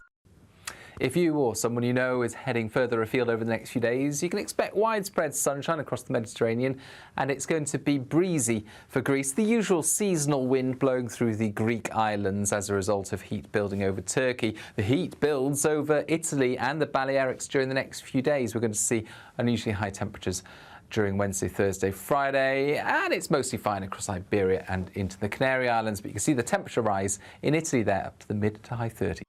All Clear Travel Insurance sponsors GB News Travel Destinations Forecast. Evening, welcome to your latest weather update from the Met Office here on GB News. Quite a grey start for many tomorrow, but overall a dry and a bright day. I think we'll see some sunny spells coming through. The likelihood, though, of some big showers later tomorrow. Back to this evening, though, and these weather fronts are dangling across the UK. This cold front is slipping southwards. To the south of it, still pretty warm and humid. Still some rain and drizzle, too, over parts of Wales and northwest England. The odd shower in western Scotland, but for most here, much of Northern Ireland, most of the night will be dry. Dry, too, across southern and eastern parts of England. That's where we'll see the higher temperatures, though, through the night. Parts of South Wales as well, also holding up at those temperatures in the mid-teens. Quite a damp start, though, for mid and South Wales tomorrow. Rain and drizzle on and off here. There will be a few showers pushing into western Scotland, but much of northeast Scotland starting dry and fine with light winds and maybe even a bit of sunshine coming through. The odd shower too for Northern Ireland, but again, most places here starting dry. There's that dull and damp weather across the west and south coast of Wales. A little bit of light rain and drizzle possible over the Midlands also. To the south of it, mostly fine, but again, quite a cloudy old start to the day. Should get a bit brighter as the day goes on for most places. Certainly a much brighter, drier day for northwest England compared to today, and southwest Scotland too. And any showers in Western Scotland tending to fade away. That rain and drizzle easing off across Wales and the Midlands, maybe a little bit getting into northern parts of Devon and Cornwall. A warm and humid day across the southeast, with temperatures here getting into the high 20s possibly, and then that heat and humidity may spark some thundery showers, initially coming up across the southwest, but the potential for some pretty lively, pretty nasty downpours across the southeast and East Anglia. Lots of flashes of lightning along with some heavy rain, and we'll see a spell of rain working in from the west at the same time, turning things a bit fresher for many of us with some sunny spells by Thursday afternoon. Hi, I'm Michelle Dewberry, and my show is your opportunity to cut through all the noise and dive in headfirst to some robust debates. Ideas clash. Situation, isn't it? Because the failure is you're deliberately avoiding my point. Nothing's held back. And if you think this is the end of it, wait for more. And we do not shy away from the difficult stuff. Sometimes I want to shake people and say, if only you understood. So join me on Jubes & Co. weeknights at 6 p.m, only on GB News, Britain's news channel. Good Afternoon Britain isn't just about us. The wonderful thing about this programme is it's about everyone watching. It's an interactive programme. Well, there absolutely is something to see here, and we're going to be talking about it more. Whether it's breaking royal news, please bring us up to date, or indeed a particularly punchy speech in the House of Commons. Very, very curious. We bring it to you live, and then we bring you live reaction as well. That's Good Afternoon Britain, weekdays from midday. Only on GB News, the People's Channel, Britain's news channel.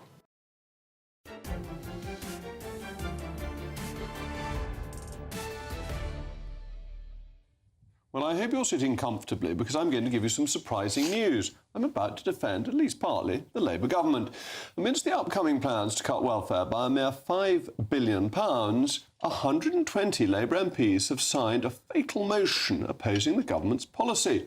But I'm afraid the only problem is that the cuts don't in fact go far enough. Our entire welfare and pensions budget is set to surpass that of the GDP of the Islamic Republic of Iran, a country of 92 million people, by the year 2029. £5 billion of cuts is a drop in the ocean. Well, my panel is still with me, Kelvin Mackenzie and the author and journalist Michael Crick.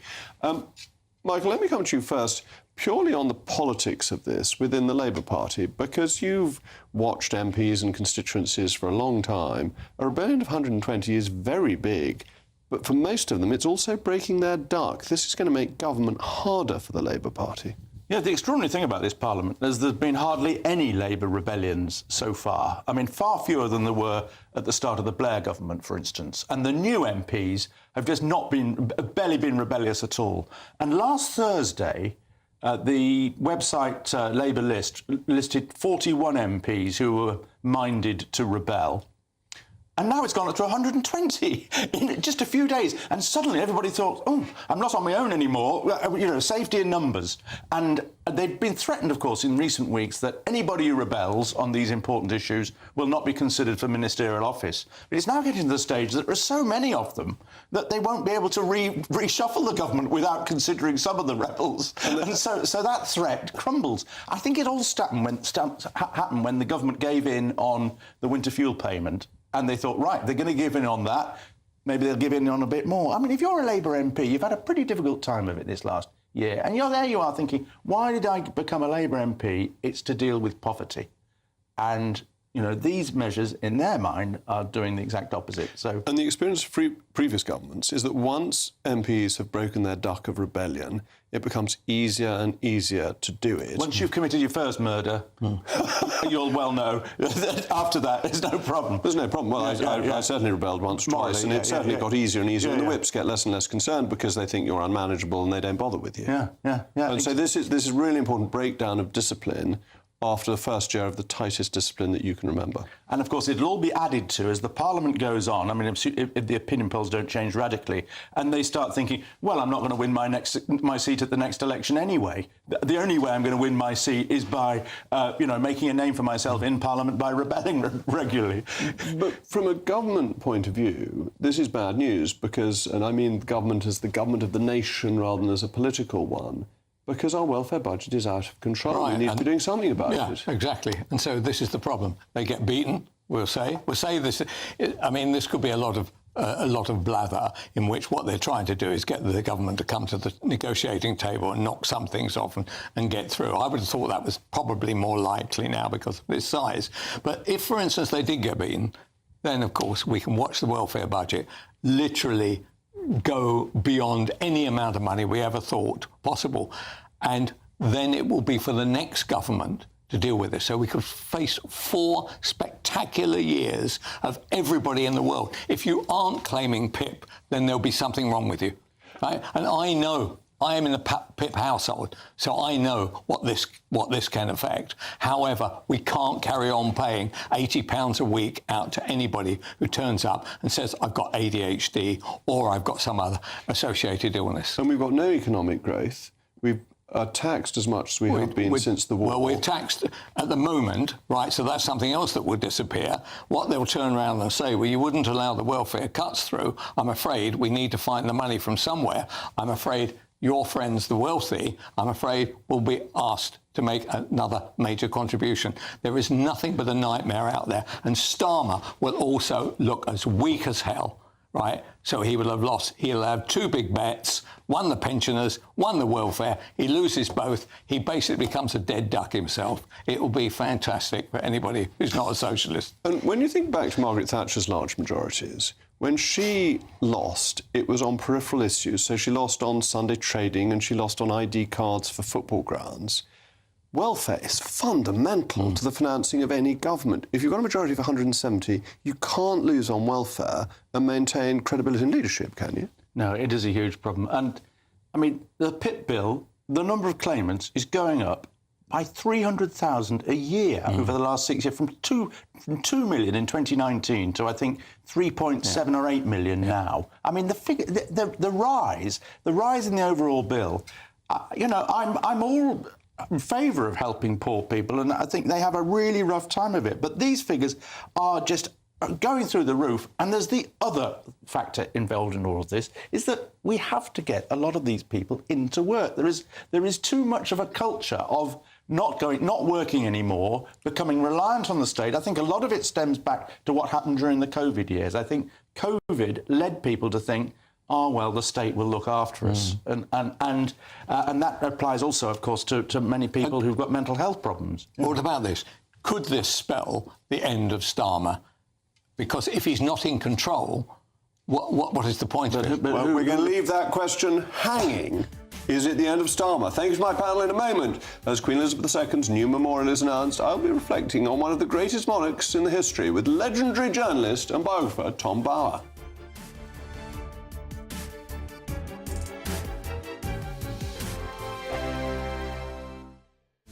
This is Britain's Newsroom, where your voice matters. It's just astonishing. With expert analysis and honest opinion, we don't just keep you informed. We bring you unique perspectives you won't see anywhere else. Can't argue with any of that. When the news happens, it happens here. On Britain's Newsroom, weekdays from 9:30 a.m. Only on GB News. Mornings don't have to be tiresome, especially if you have the right company. Wake up to news as it happens, opinion and debate, and of course, a little bit of entertainment too. Because when the kettle's on, we're on. That's Breakfast on GB News, a show worth waking up for. Every morning from 6 a.m. Only on the People's Channel, Britain's news channel. We'll spread the news, you spread the word. From the school run to the home run, watch a new show for all of Britain. He can say whatever he wants. A straight talking show where all voices are heard. And, you know, when are we going to stop talking about smashing the gangs and actually do it? With the stories that matter from every part of our country. There's a bit of a crash landing there for your Chancellor. Bold, fearless and standing up for you. That's me, Martin Daubney, 3 p.m. till 6 p.m, weekdays, here only on GB News. The People's Channel, Britain's news channel. Westminster's full of talk, but out here, it's the real world. Am I allowed to talk then? No, that's it. This is where it matters, real people and real lives. That's what politics is all about. The fact is Trump made a good start, no. Straight answers, no spin, and just a couple of pints. How many fingers have I got up? About 10. So join me for Lee Anderson's Real World every Friday at 7 p.m, only on GB News. The People's Channel, Britain's news channel. You want to know what's really going on in the corridors of power? Labour don't know what to do with you half the time, and that makes you quite lethal in the chamber. Get behind the headlines with Chopper's Political Podcast. Join me, Christopher Hope, as I sit down with the great and the good of British politics. We'll see where this ruling takes us. These are the stories shaping our nation. Chopper's Political Podcast, available now on all platforms. Listen in and stay ahead. What is the state of our economy? What is the state of our National Health Service? What is the state of our schools? What on earth is going on? Understanding Britain means understanding the state we are in. This is State of the Nation with me, Matt Goodwin, Wednesdays, Thursdays and Fridays from 8 p.m. on GB News. Join me, Nana Akwe, for an informative, interactive news programme with a difference. It's fun. No, you didn't say that, Dave. I'm so surprised. I think there's an element of truth to that. Join me from 3 p.m. every weekend, only on GB News, Britain's news channel.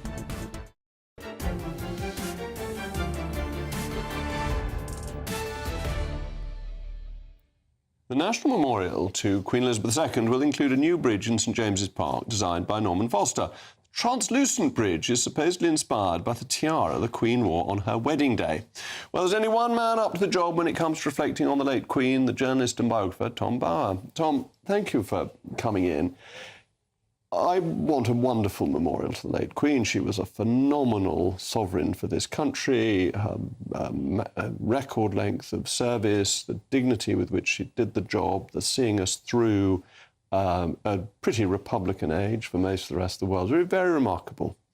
Something based on the tiara she wore at her wedding day for a bridge just sounds a bit iffy. Bit tacky and could easily go terribly wrong. And that's the problem with these sort of projects, that on paper, it looks quite nice. They can build a good model. But it's the execution, will the quality of the materials be right? Will the design work and all the rest of it? I really don't see why the whole of St James's Park is being completely transformed. But it is a worry, because this country has had a few terrible, terrible examples of public works going wrong and very few going right.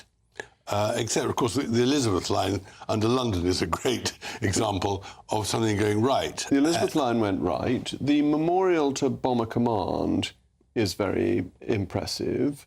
But the Queen Elizabeth, the Queen Mother gates on Park Lane are sort of fairyland stuff. Well, they're pretty awful, and as was Princess Diana's memorial too.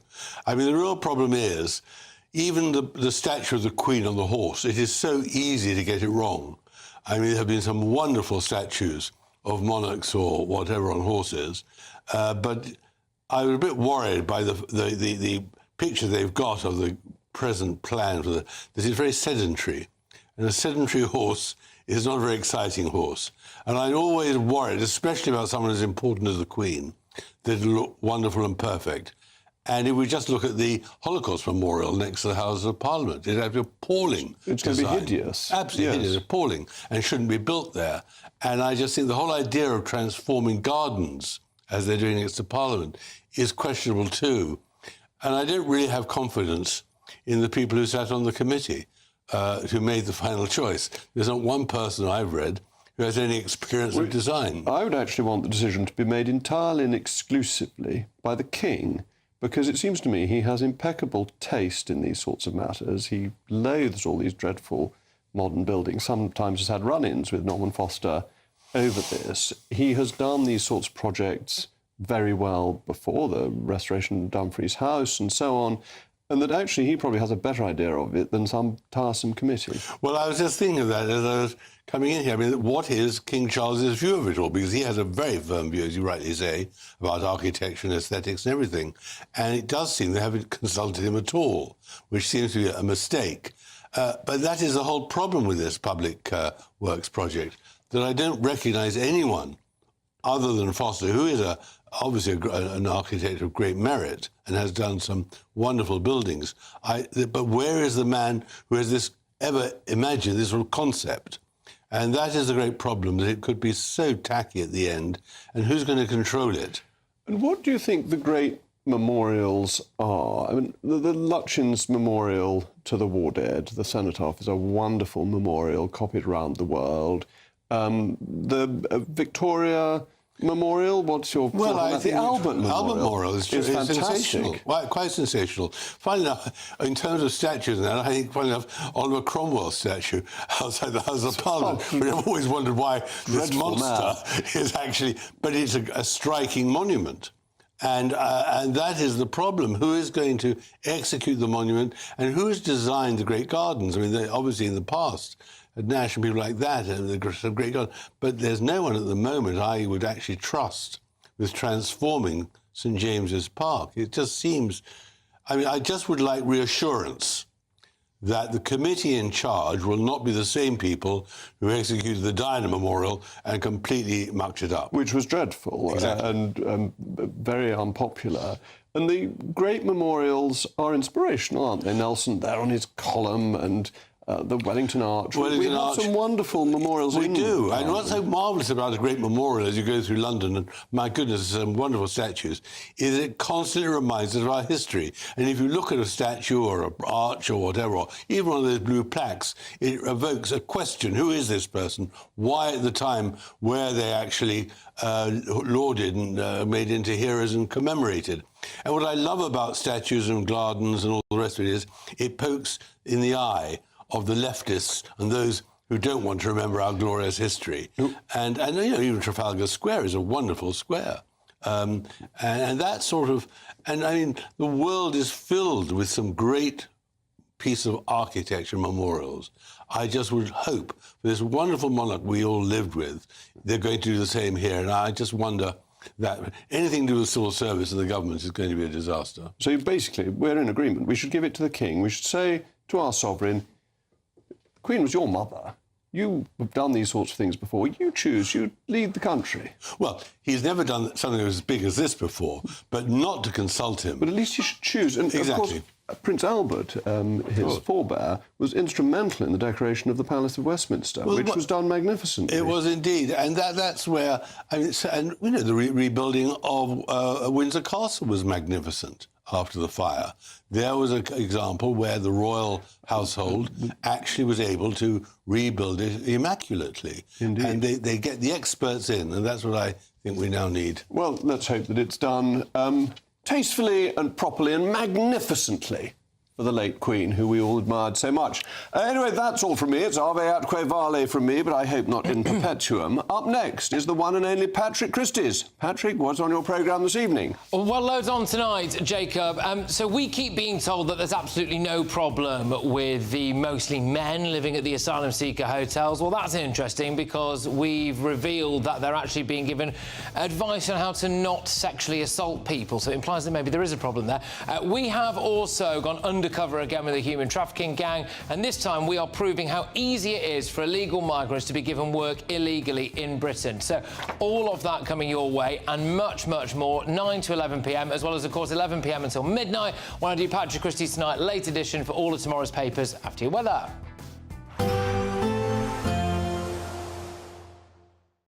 Expect a warm front, moving from the kitchen right through to the rest of the house. Boxed Boilers, sponsors of weather on GB News.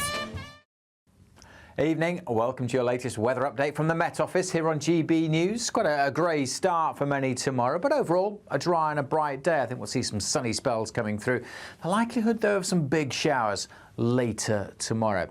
Back to this evening, though, and these weather fronts are dangling across the UK. This cold front is slipping southwards. To the south of it, still pretty warm and humid. Still some rain and drizzle, too, over parts of Wales and northwest England. The odd shower in western Scotland, but for most here,